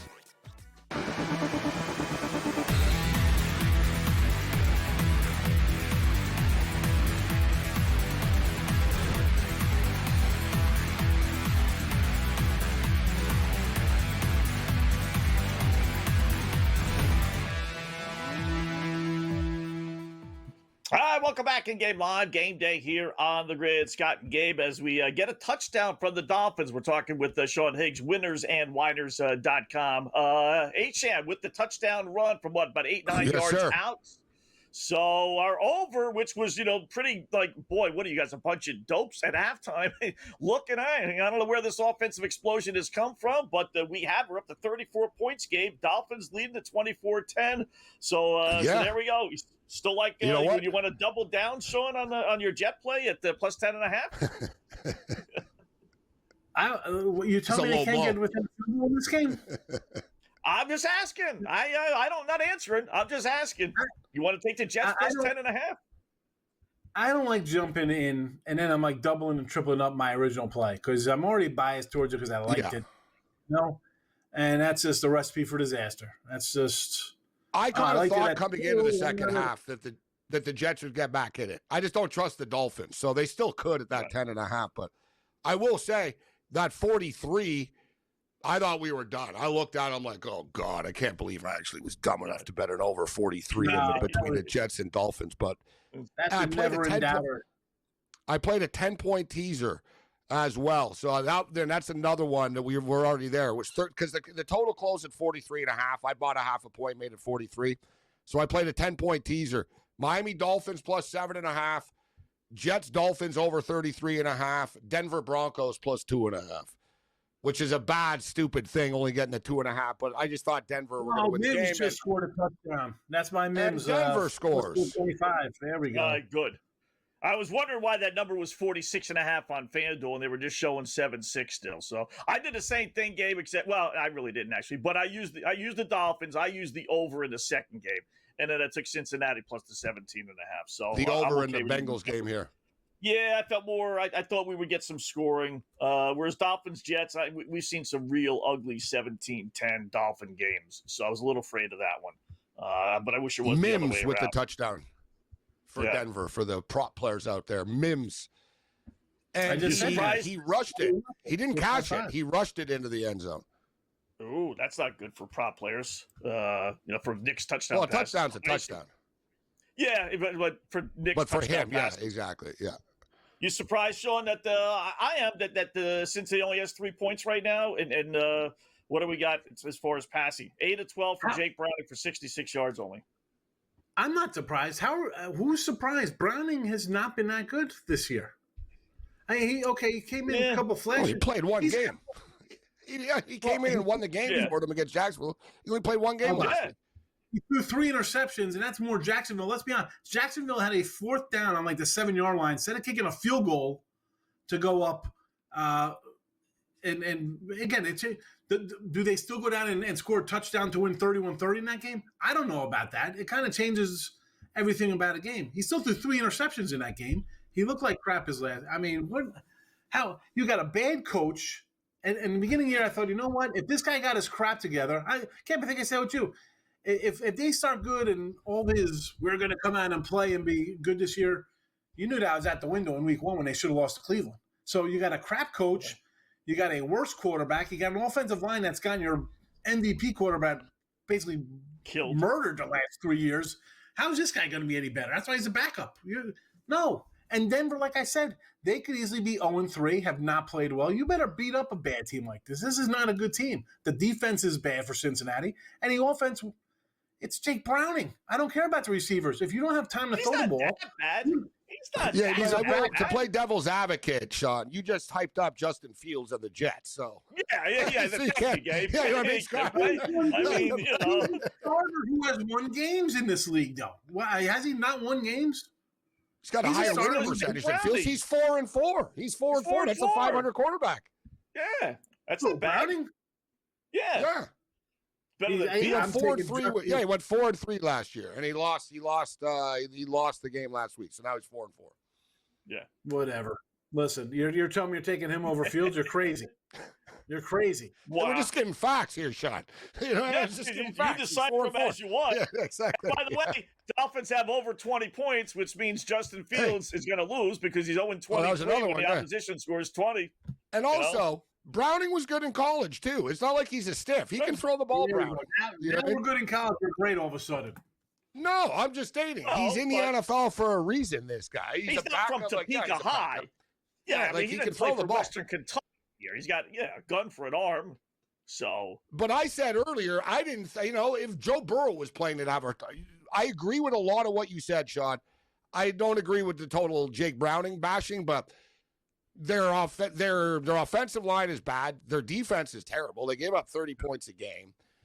You're going on the road. You're missing a lot of players as well, not just like, they don't have a Stewart kid that they drafted. They've got issues. Coaching edge? You got a coaching edge in this game? Yeah, we got a coaching edge. We got a coaching edge with Zach Taylor, yeah. So he's one of the most maligned guy, huh? Like Zach, for a guy, everyone's like, he's terrible. He's awful. No one likes Zach. He's awful. So and I'm you're even right a away. Nebraska You're like, he's fan.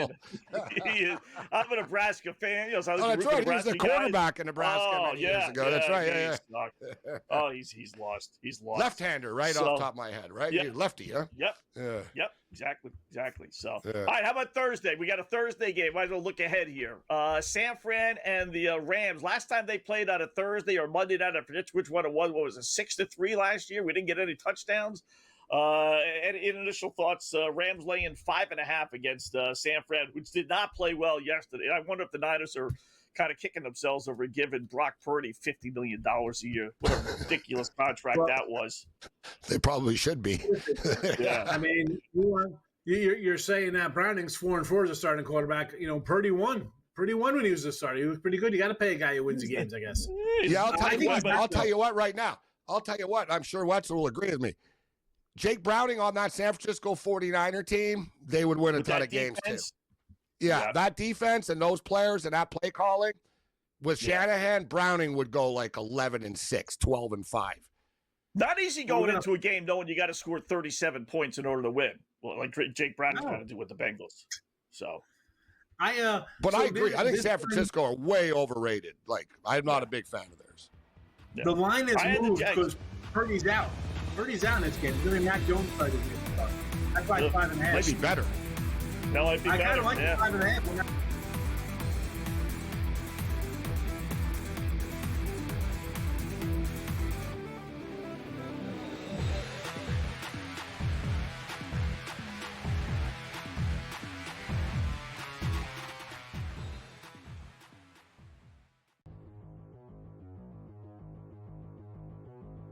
So let's play a little game of buy or sell. It would appear from most of the reports, George, that Mike McDaniel is going to keep his job as the head coach of the Miami Dolphins. This is a long season, though, and they're already 0-3. Buy or sell, McDaniel will be the Dolphins' head coach at the end of the season. He's going to get fired. All right, it's either now, later in the season, at the end of the season. He's not making it to next year. So the only question is, do they let him go towards the end of the season here? New York, Carolina, Chargers, Cleveland, Atlanta, Baltimore, bye. Atlanta, Baltimore, Buffalo, Washington going into that bye. And that Washington game, by the way, is in Europe somewhere. So I don't think he survives that. I don't think he's going to survive the bye week. I think he's going to go 1-3 of those games, maybe even lose all 4 of those games. No. And I think they will trade some players away, so they're going to be a worse team than they are now here. No, I'm going to sell this. He does not make it to the end of the season. I think they're going to fire him after week 11, if I had to guess. I think it's the perfect spot because not only is there a bye week, tough schedule beforehand, but then you have New Orleans at home. Good place for a new coach to start. My thing is this, George, and here's why I am going to buy this. I think he's going to make it through the year and then he's going to be fired. Is because I just think it is rock bottom right now. They're 0-3. So, are they going to lose 3 consecutive games again this season? I don't think so. I think they're going to win 6 games or 7 games, which tells me it's win, loss, loss, loss, win, loss, loss, So I just think they make the change at the end of the year. If they're not going to make it now and they're 0-3, the only thing that I would say to caveat would be is if they lose in their next game. If they lose that next game, then 0-4, yes, I think it happens. I don't think they will, though. So I am going to buy this. Fantasy Sports Today. Fridays starting at 3 p.m. Eastern. Only on SportsGrid.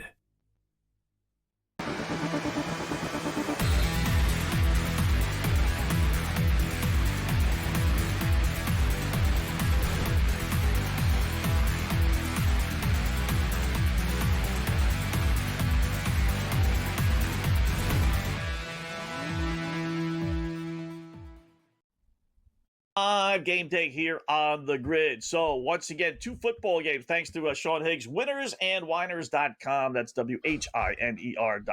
I love Higgs' take, Sean. He's a good guest. He's a good guest because we can bust his chops, right? So remember last week? Remember last week? He went on and on about how bad. Who was it? He was talking about how bad someone was, and and that's why he was going to take them because they're going to bounce back. And I was like, yeah, it makes no sense what you're saying. And then tonight it was just so good. Like I almost had to do a double check and ask, like, who are you talking about again? He's like, I like the coach, I like the quarterback, I like everything about him. I was like, hold on.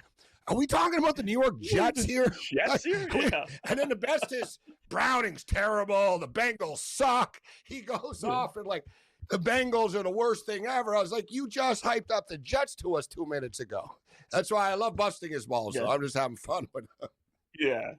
And it wouldn't double down either on the Jets. I don't know too many guys that won't double down, but that's okay. I get it. That's my bet. I'll stick to it. Well, I wouldn't want it now either. I mean. Yeah, well, not now. All right, but so Jets punt, they go 3 and out, or they got 1 first down maybe, but Dolphins get the ball back as they close out the this game is taking forever. It flew first quarter and a half flew by, and now we're still in the third quarter here. 2 minutes albeit left, which is 3 scores, so it takes some time. That's kind of on pace, right? So when it started I'm confused. I'm looking at my clock here and it's 6:25 for me. So it's 9:25. This started at 7:15. Yeah, so we're over 2 hours in. Not at 7, right? It did start at 7:15, not right at 7. So 7:15. Right. So what these games, they're generally they are quicker than they used to be, aren't they? Like kind of like 3 hours now, NFL games. What's that? I like to see what the average is. I think it's about even 2:50. It's right around 3 hours. It used to be a lot longer. Last night we had a long one, obviously. It went to max distance. We had the 4 quarters. We had a bunch of points. Went to overtime, then it went to the end of overtime. All right, so the Dolphins are punting the ball now. Right back to the Jets. I still get confused by their jerseys. Yeah, and then as you said it, the Broncos have the same thing. Obviously the helmet's different, but the color though, Scott, throws me off. Like when you look at it against white, you know what I mean? It's like the white and So 14-3.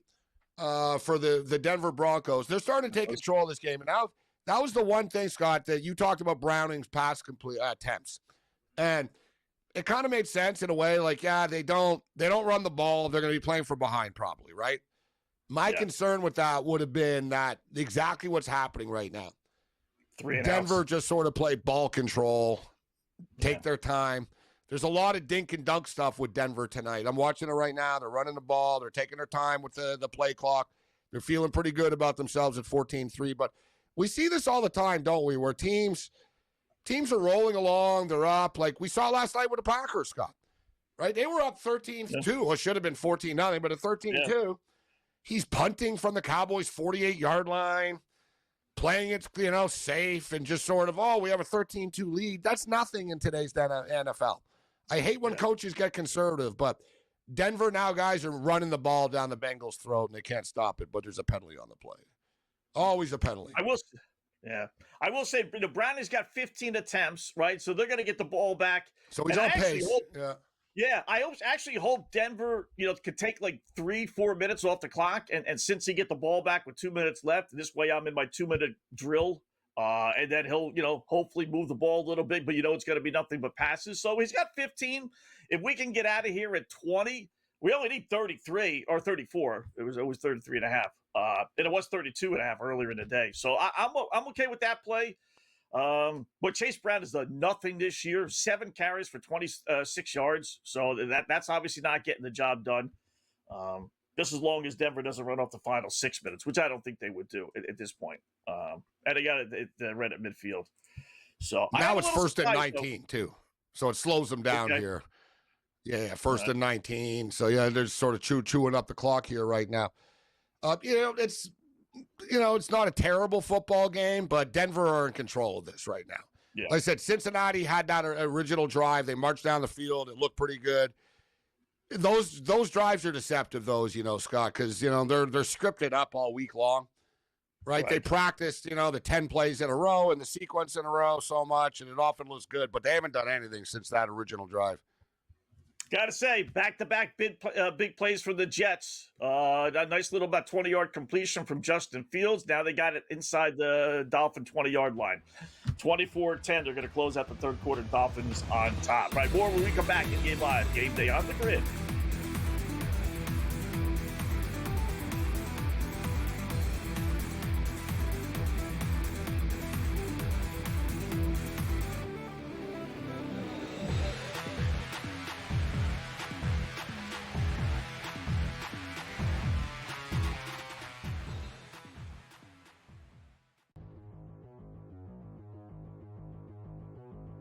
So let's play a little game of buy or sell. It would appear from most of the reports, George, that Mike McDaniel is going to keep his job as the head coach of the Miami Dolphins. This is a long season, though, and they're already 0-3. Buy or sell, McDaniel will be the Dolphins head coach at the end of the season. He's going to get fired. All right. It's either now, later in the season, at the end of the season. He's not making it to next year. So the only question is, do they let him go towards the end of the season here? New York, Carolina, Chargers, Cleveland, Atlanta, Baltimore, bye. Atlanta, Baltimore, Buffalo, Washington going into that bye. And that Washington game, by the way, is in Europe somewhere. So I don't think he survives that. I don't think he's going to survive the bye week. I think he's going to go 1-3 of those games, maybe even lose all 4 of those games. No. And I think they will trade some players away, so they're going to be a worse team than they are now here. No, I'm going to sell this. He does not make it to the end of the season. I think they're going to fire him after week 11, if I had to guess. I think it's the perfect spot because not only is there a bye week, tough schedule beforehand, but then you have New Orleans at home. Good place for a new coach to start. My thing is this, George, and here's why I am going to buy this. I think he's going to make it through the year and then he's going to be fired. Is because I just think it is rock bottom right now. They're 0-3. So, are they going to lose 3 consecutive games again this season? I don't think so. I think they're going to win 6 games or 7 games, which tells me it's win, loss, loss, loss, win, loss, loss, So I just think they make the change at the end of the year. If they're not going to make it now and they're 0-3, the only thing that I would say to caveat would be is if they lose in their next game. If they lose that next game, then 0-4, yes, I think it happens. I don't think they will, though. So I am going to buy this. Fantasy Sports Today. Fridays starting at 3 p.m. Eastern. Only on SportsGrid.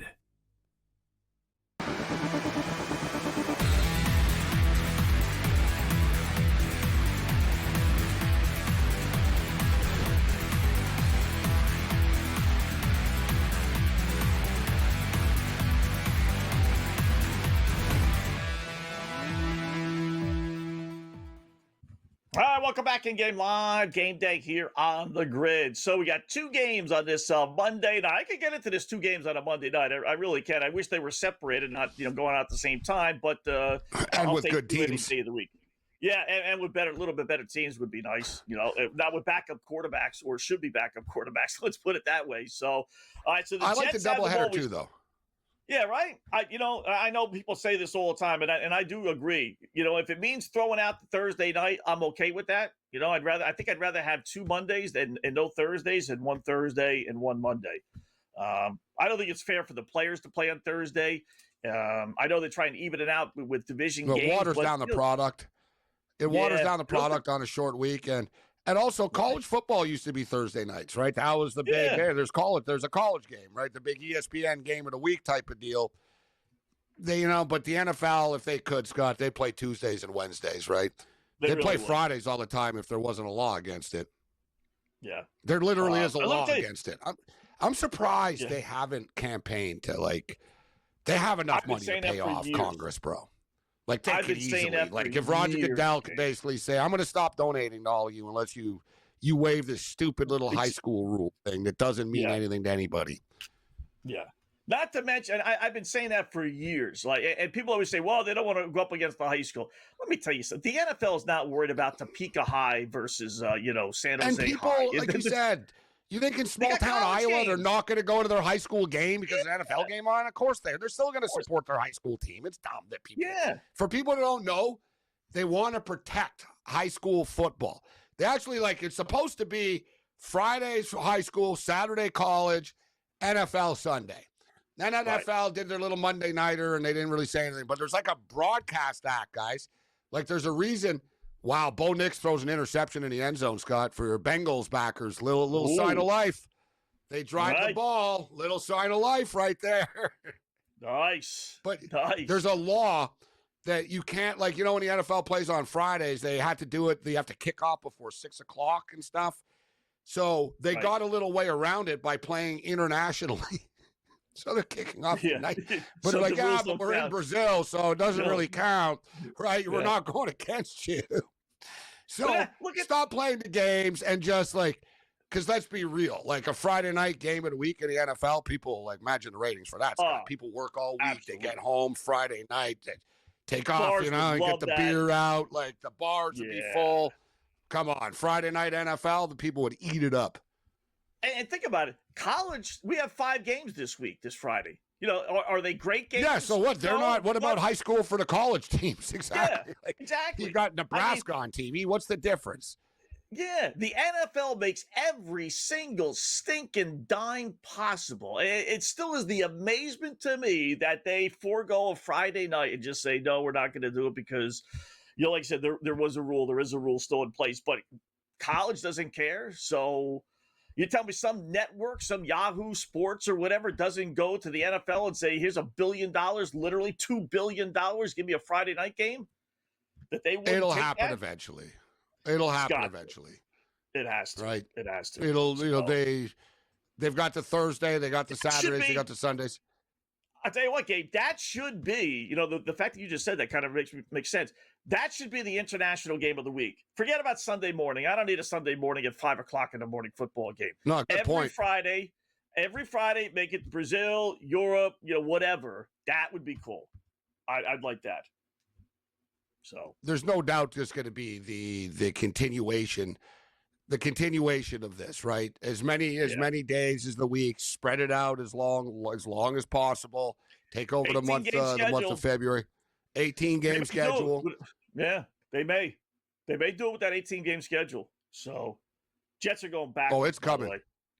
Yeah, Jets had a touchdown, and I'll give the NFL credit. Because they could have reviewed it. The catch was ruled incomplete, but he actually caught it for a touchdown. But the official there said offensive pass interference, which you rarely see. So they didn't go to review to change the incompletion, which I'm happy with. So instead of a touchdown Jets, they now have it 4th and 24 at the Miami 32. Now they're kicking a field goal. Yeah. Yeah. Field goal attempt. 50-yarder. They already hit a 58-yarder, so we need every point we can get for the total. And the kick is good. All right, we'll take it. Yeah. Still 2-score game. What are we at now? 41? How about the 52 and a half? You play this all the time, right? 52 and a half for the Cincinnati-Denver longest field goal prop. I mean, how because high of the altitude. Go? I know. 53, 54. So we're 37, really Scott, just for the record. Oh, yeah, 37. 37. So it closed at 43 and a half, so one more touchdown would get us there. There's still a lot of football left. There's 13 minutes left. This quarter just started. So, yeah, one more touchdown gets us there. Teaser players are already there, though, right now. Yep. But yeah, 52 and a half. Look, we did it last night in the you won't believe this. So last night, you got Green Bay, you got Dallas, perfect track conditions. Aubrey's the best long-distance kicker in the league, right? He didn't kick any long field goals last night. It was 27-yarder, 38-yarder. They were never in a position where Aubrey got a chance to kick a long kick. So the Green Bay kicker does. The prop last night's got 53 and a half because of Aubrey. Wow. 53 and a half. The long kick to send the game to overtime was 53. I actually lost. Oh. So that's what we were talking about earlier. About it's not a good bet anymore. Yeah. You kick a 50, imagine Scott hit a 53-yard field goal down the middle to go to overtime, and I don't even win my bet on a long field goal. What do I got to hit a 60-yarder? You want a 70-yarder? What do you want? It's not a good bet. I hit a 53-yard field goal, and I still lost the prop because it was 53 and a half. When they lined up, Scott, I said out loud, all right, we're going to hit the long field goal prop. He was a mile away. You know what I mean? I'm like, this has to be over 53 and a half. And then they're like, it's officially a 53-yard field goal attempt. I'm like, you got to be kidding me. You got to be kidding me. right? And then, of course, I'm an That's idiot. I crazy. did it again tonight because of the altitude in Denver, because the ball travels. Right. Yeah. That is nuts. You hit a 53-yarder and that's still not good enough. That's not right. That's just not a good bet. Yeah. Because think about the chances, guys. Like you got to hit a 54-yard field goal. So in other words, you have to take it, let alone hit the team, it. Right? Yeah, exactly. That's the whole thing. The team has to decide. Yeah, we're going to try a field goal from our own 40-yard line, essentially, 37-yard line. 45. We talked 45. About it. Yeah. And most coaches now, 35 is what? So that's 52, etc. 45. But yeah, so most coaches now, they'd rather just go for it, right? They're like, screw this. Right. I'm not kicking a 55-yard field goal when it's 4th and 3. I'm just going to go for the 4th and 3 here because my kicker might miss. Yeah. Right. So we're in a new world. So yeah, they don't attempt as many long field goals anymore either. Like they happen once in a while. They just sort of happen to make them when they do it, Scott. But you'll notice there's not that many field goal attempts in football anymore. There there really isn't. And here's why, Gabe. I think this plays a role. Short with it field. anyway. You always talk about it too. They're starting off shorter. Like, yeah. It's like, what's the point of kicking a field goal? First off, if I miss, I'm giving them great field position. And then if I do hit the field goal, big deal. I'm giving them the ball at their own 35-yard line anyway. They're almost at field goal range to counterattack it. Yeah. Everybody knows now in the NFL. You see it, Scott. Now teams have 20 seconds left. I love it. That's one cool thing. They're like, we got 20 seconds. All we need to do is complete 2 passes, and we're in field goal range. Like, you're right. Yeah. Like, it goes back and forth like this so quickly with these long kicks now. Yeah. That's why I would have liked last week when we were doing the Seattle-Arizona game, and the guy kicked it too short and gave Seattle the ball at their 40-yard line. I would have liked to have known, like, if they kicked it normally and you got the ball at the 30, would you have taken a knee with like 20 seconds left and just gone to overtime versus, trying to score since they got it at the 40. So, but yeah, it's just so much scoring. It's really, really crazy. So field goal Jets 24-13, 10.5 there, and the Broncos get the ball back. Another Cincy punt. It's amazing. Broncos leading at 14-3 there.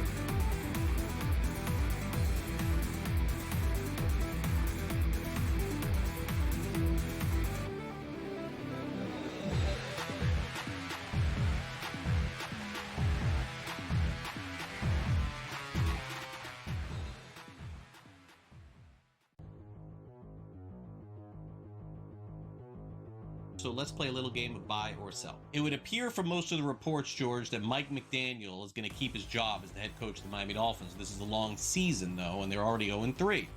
Buy or sell, McDaniel will be the Dolphins' head coach at the end of the season. He's going to get fired. All right, it's either now, later in the season, at the end of the season. He's not making it to next year. So the only question is, do they let him go towards the end of the season here?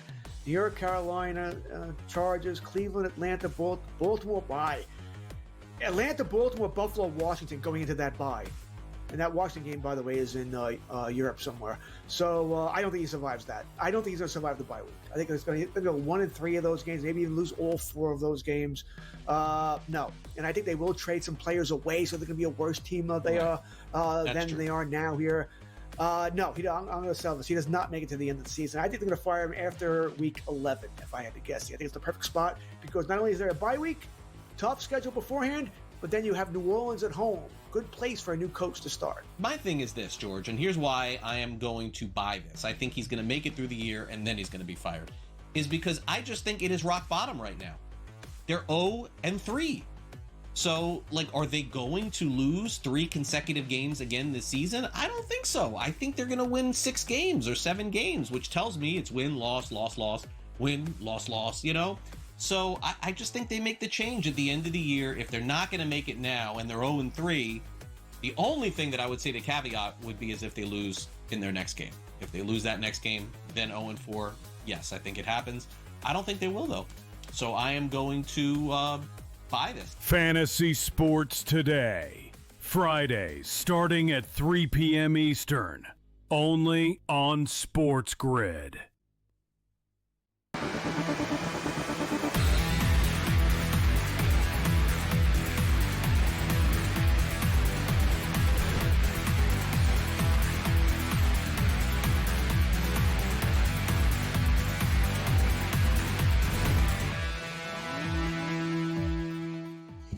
All right, welcome back. In-game live game day here on the grid on a Monday, doubleheader Monday. No baseball. That kicks off tomorrow afternoon. Gabe and I will give our baseball picks out here in a little bit. Little WNBA tomorrow as well, elimination game. But we got football. We got the 2 games going on. One starting the 4th quarter, the other one approaching halftime. So with that, let us bring in our good buddy Tom Vecchio, Sports Grid host you see in here all the time here on the grid. What's going on, Tom? How are you today, bud?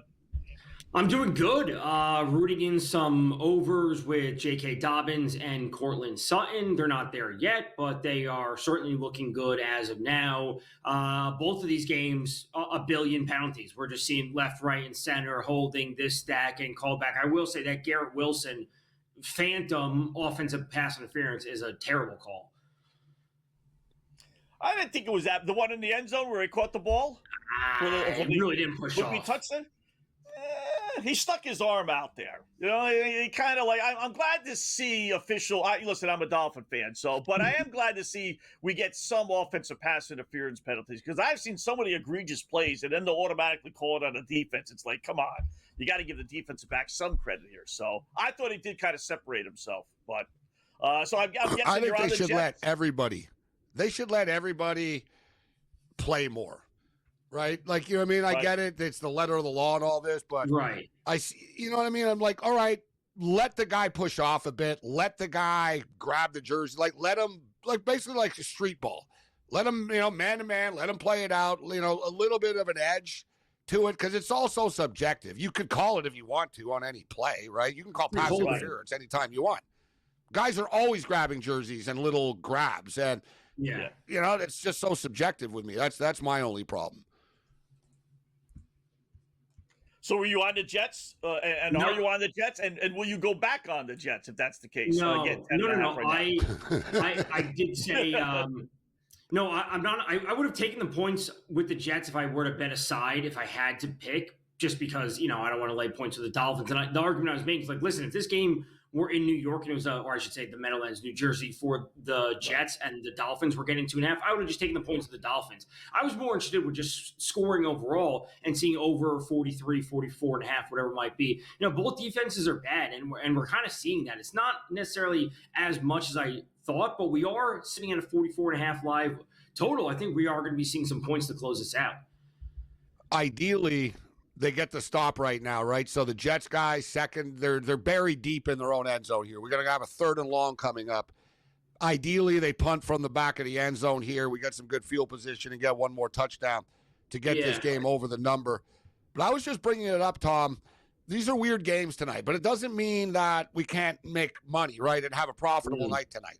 We like to be entertained as fans, but it's about, winning more bets than we lose. What just happened in Denver here? Touchdown. It puts him up to 81 yards. He does go over his props for the night at 65, which I spoke about with Joe and Donnie this morning on the early line. So cash one already, which is nice. Yeah, we had Sutton to score a touchdown tonight, cash that. And we had Achan to score a touchdown. So nice. I love it when the guys that are supposed to score, Tom. You know what I mean? The first 3 weeks. Yeah, the first 3 weeks of the season, it was chaos. Right? No-name guys, the star players, and there's still a lot of guys. So let me ask you, because you and I always seem to talk about, like, the star wide receiver that's not getting the football. So now we got a 21-3 football game here. Cincinnati are obviously going to be in a must-pass situation for the game. Me and Scott were just talking about Chase Brown's got Jamar Chase has 15 yards, Tom. 15 yards. Yeah. 15 yards so far tonight. What do you expect in the second half? I'm just loading up the player props right now for the second. They have to go to them. I'll be honest. Coming into this game, 64, 65, which is number, is one of the lowest lines we've seen Jamar Chase at. We can conceivably think of in the last 2+ years, 3+ years, whatever it is. But he's likely, or has been shadowed a lot by Pat Surtain, who's a phenomenal corner. So when we have these really tough defensive matchups and we're dealing with a subpar QB, I just don't like going there. Like, I will buy into Chase potentially next week. And this is back-to-back weeks. He has really tough matchups against the Vikings and now against the Broncos. When we have an elite corner going up against a receiver, we always should be noting that. Mike Evans struggled against Devin Stingley from the Texans. Devontae Adams struggled with him in week 1. So I am a believer in premium corners shutting down premium wide receivers. Which should lead us to T. Higgins. Yeah. Right? But he's only got 2 catches, too, tonight. Guys, Scott, Browning, they've completed how many passes tonight? 4, 5, 7 passes. Like, nobody has done anything tonight, as far as receptions on Cincinnati. It's a tough go between the offensive line, Browning not being good, a good defense on the other side. Everything is compounding on top of itself tonight. So do you stay away? I mean, Browning's 8 of 15 for 66 yards. Yeah. I mean, I will say this last week, like they rolled over and they got their butts kicked, but they were throwing the whole second half when they were down 20-30. Like they rolled over, but they didn't stop trying, as goofy as that may sound. They just, would self-destruct time after time after time. So the numbers on the bungle players are so low, whether it's Chase or Higgins or Chase Brown. I mean, do we not dive in? Browning is stay away? Yeah, Browning's 174 and a half yards, guys. Yeah, he's at 66 pass yards. I see 165. I see him 164 and a half on FanDuel now, just dropped. So listen, Chase is in a really tough matchup with Pat Surtain, and maybe he breaks one off for 20 yards here. He doesn't go over his pregame prop, but he still can get 20, 25 yards. They give some to T. Higgins. Maybe Mike Gesicki gets involved with Chase Brown. I don't know who he's going to pass it to, but if they're going to be passing it, we might as well just take the path of least resistance, and that's just going to Jake Browning, and it doesn't matter who he throws it to. You know what's crazy? You got a team, you never see this. You got a team that's down by 18 points, and the quarterback that is down only needs to throw for like 111 yards or so, or whatever, 108 yards, you know what I mean, depending on your number. And, normally that'd be an automatic bet. You'd be like, oh, I got to do this. But I'm just thinking, who's the third string quarterback that they have? Isn't it Ritter? Desmond Ritter? That's a good question. I'm pretty sure. Let me see here real quickly. I'm just throwing it out there. Maybe Brett they make Rippon. a change. Brett Rippon. Yeah. Oh, is it Brent Rippon tonight? He's third? Brett Rippon. Yeah. He's on the depth he's chart not very anyway. good. So, yeah. Talk with Tom Vecchio. Hold on the line, Tom. We'll get some more thoughts from you when we come back.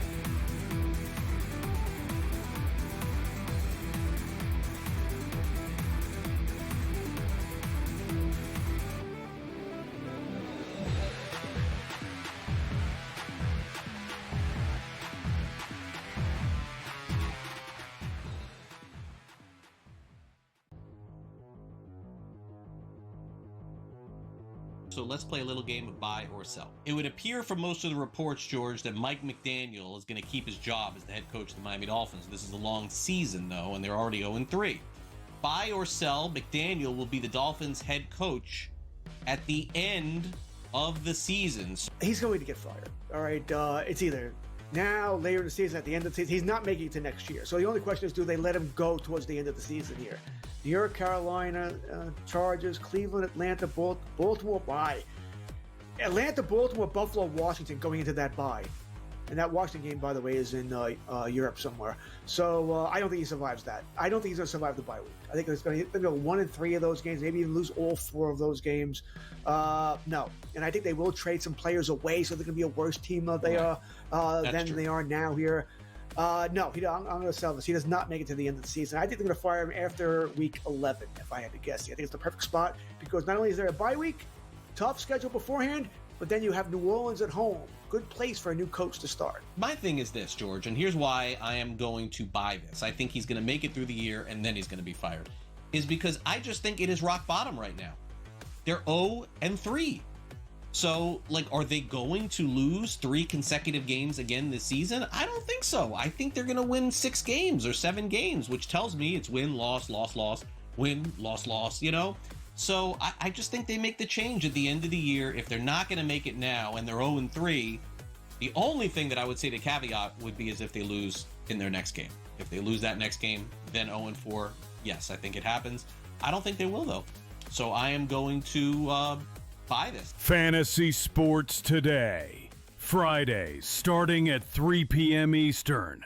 Only on SportsGrid.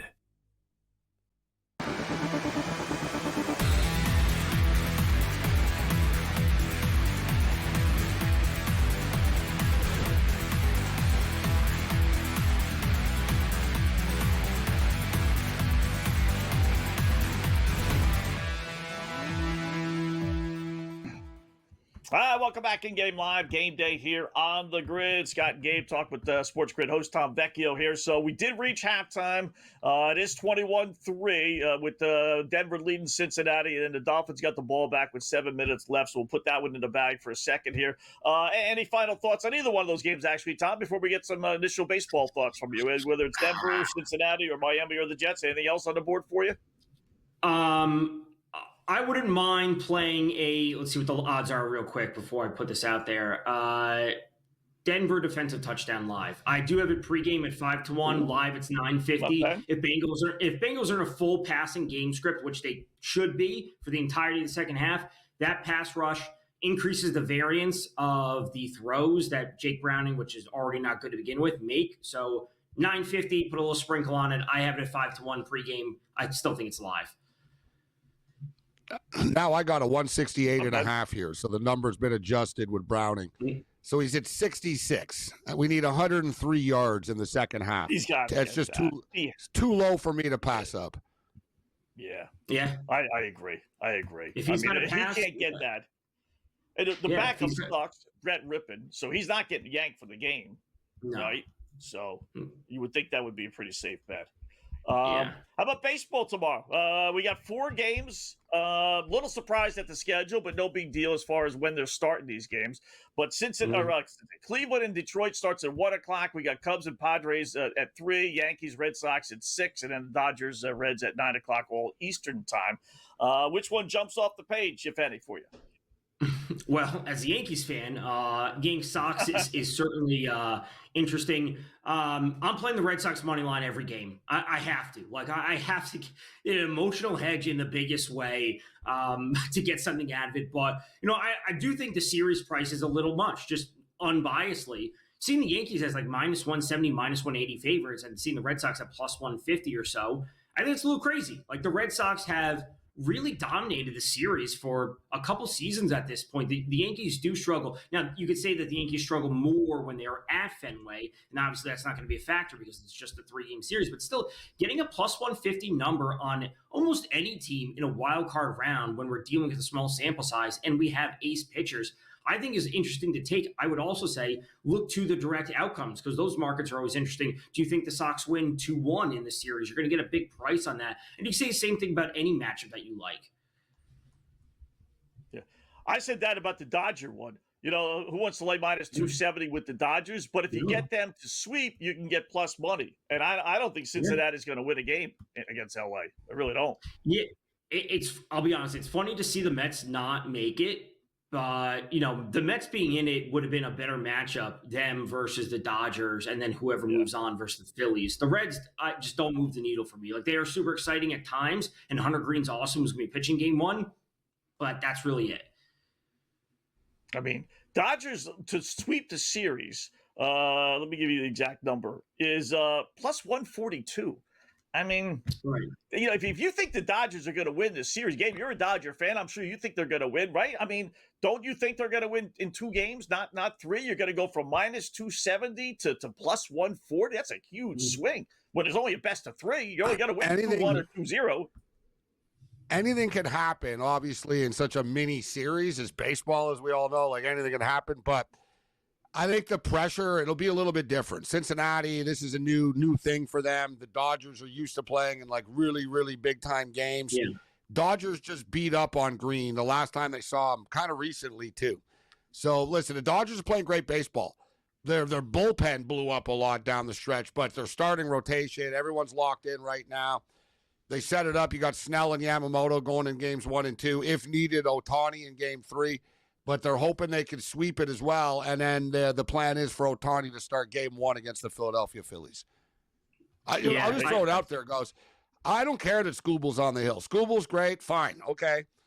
All right. You know what? But the Detroit Tigers should be minus 160 favorites. And Skubal's 3-3 in his career against Cleveland. You know what I mean? They're just so hot right now, Cleveland, and they're at home. And they beat him last year in the playoffs. Exactly. Yeah. He's one player. Exactly. Yeah. Okay, pitches well. He leaves the game in the 6th, 7th inning of a 2-2 game. Then what? I'm taking the Cleveland Guardians plus 135 with the first game up. Yeah. Absolutely. Who's winning it all, Tom? I mean, I don't have any futures at this point, but I would like to see Phillies Mariners would be fun. I am supporting Mariners because I think they've done things right. I like their pitching staff. We don't need Philadelphia to win. They got the Eagles already. They got too much. LA, Toronto. There you go. Oh. Nice job.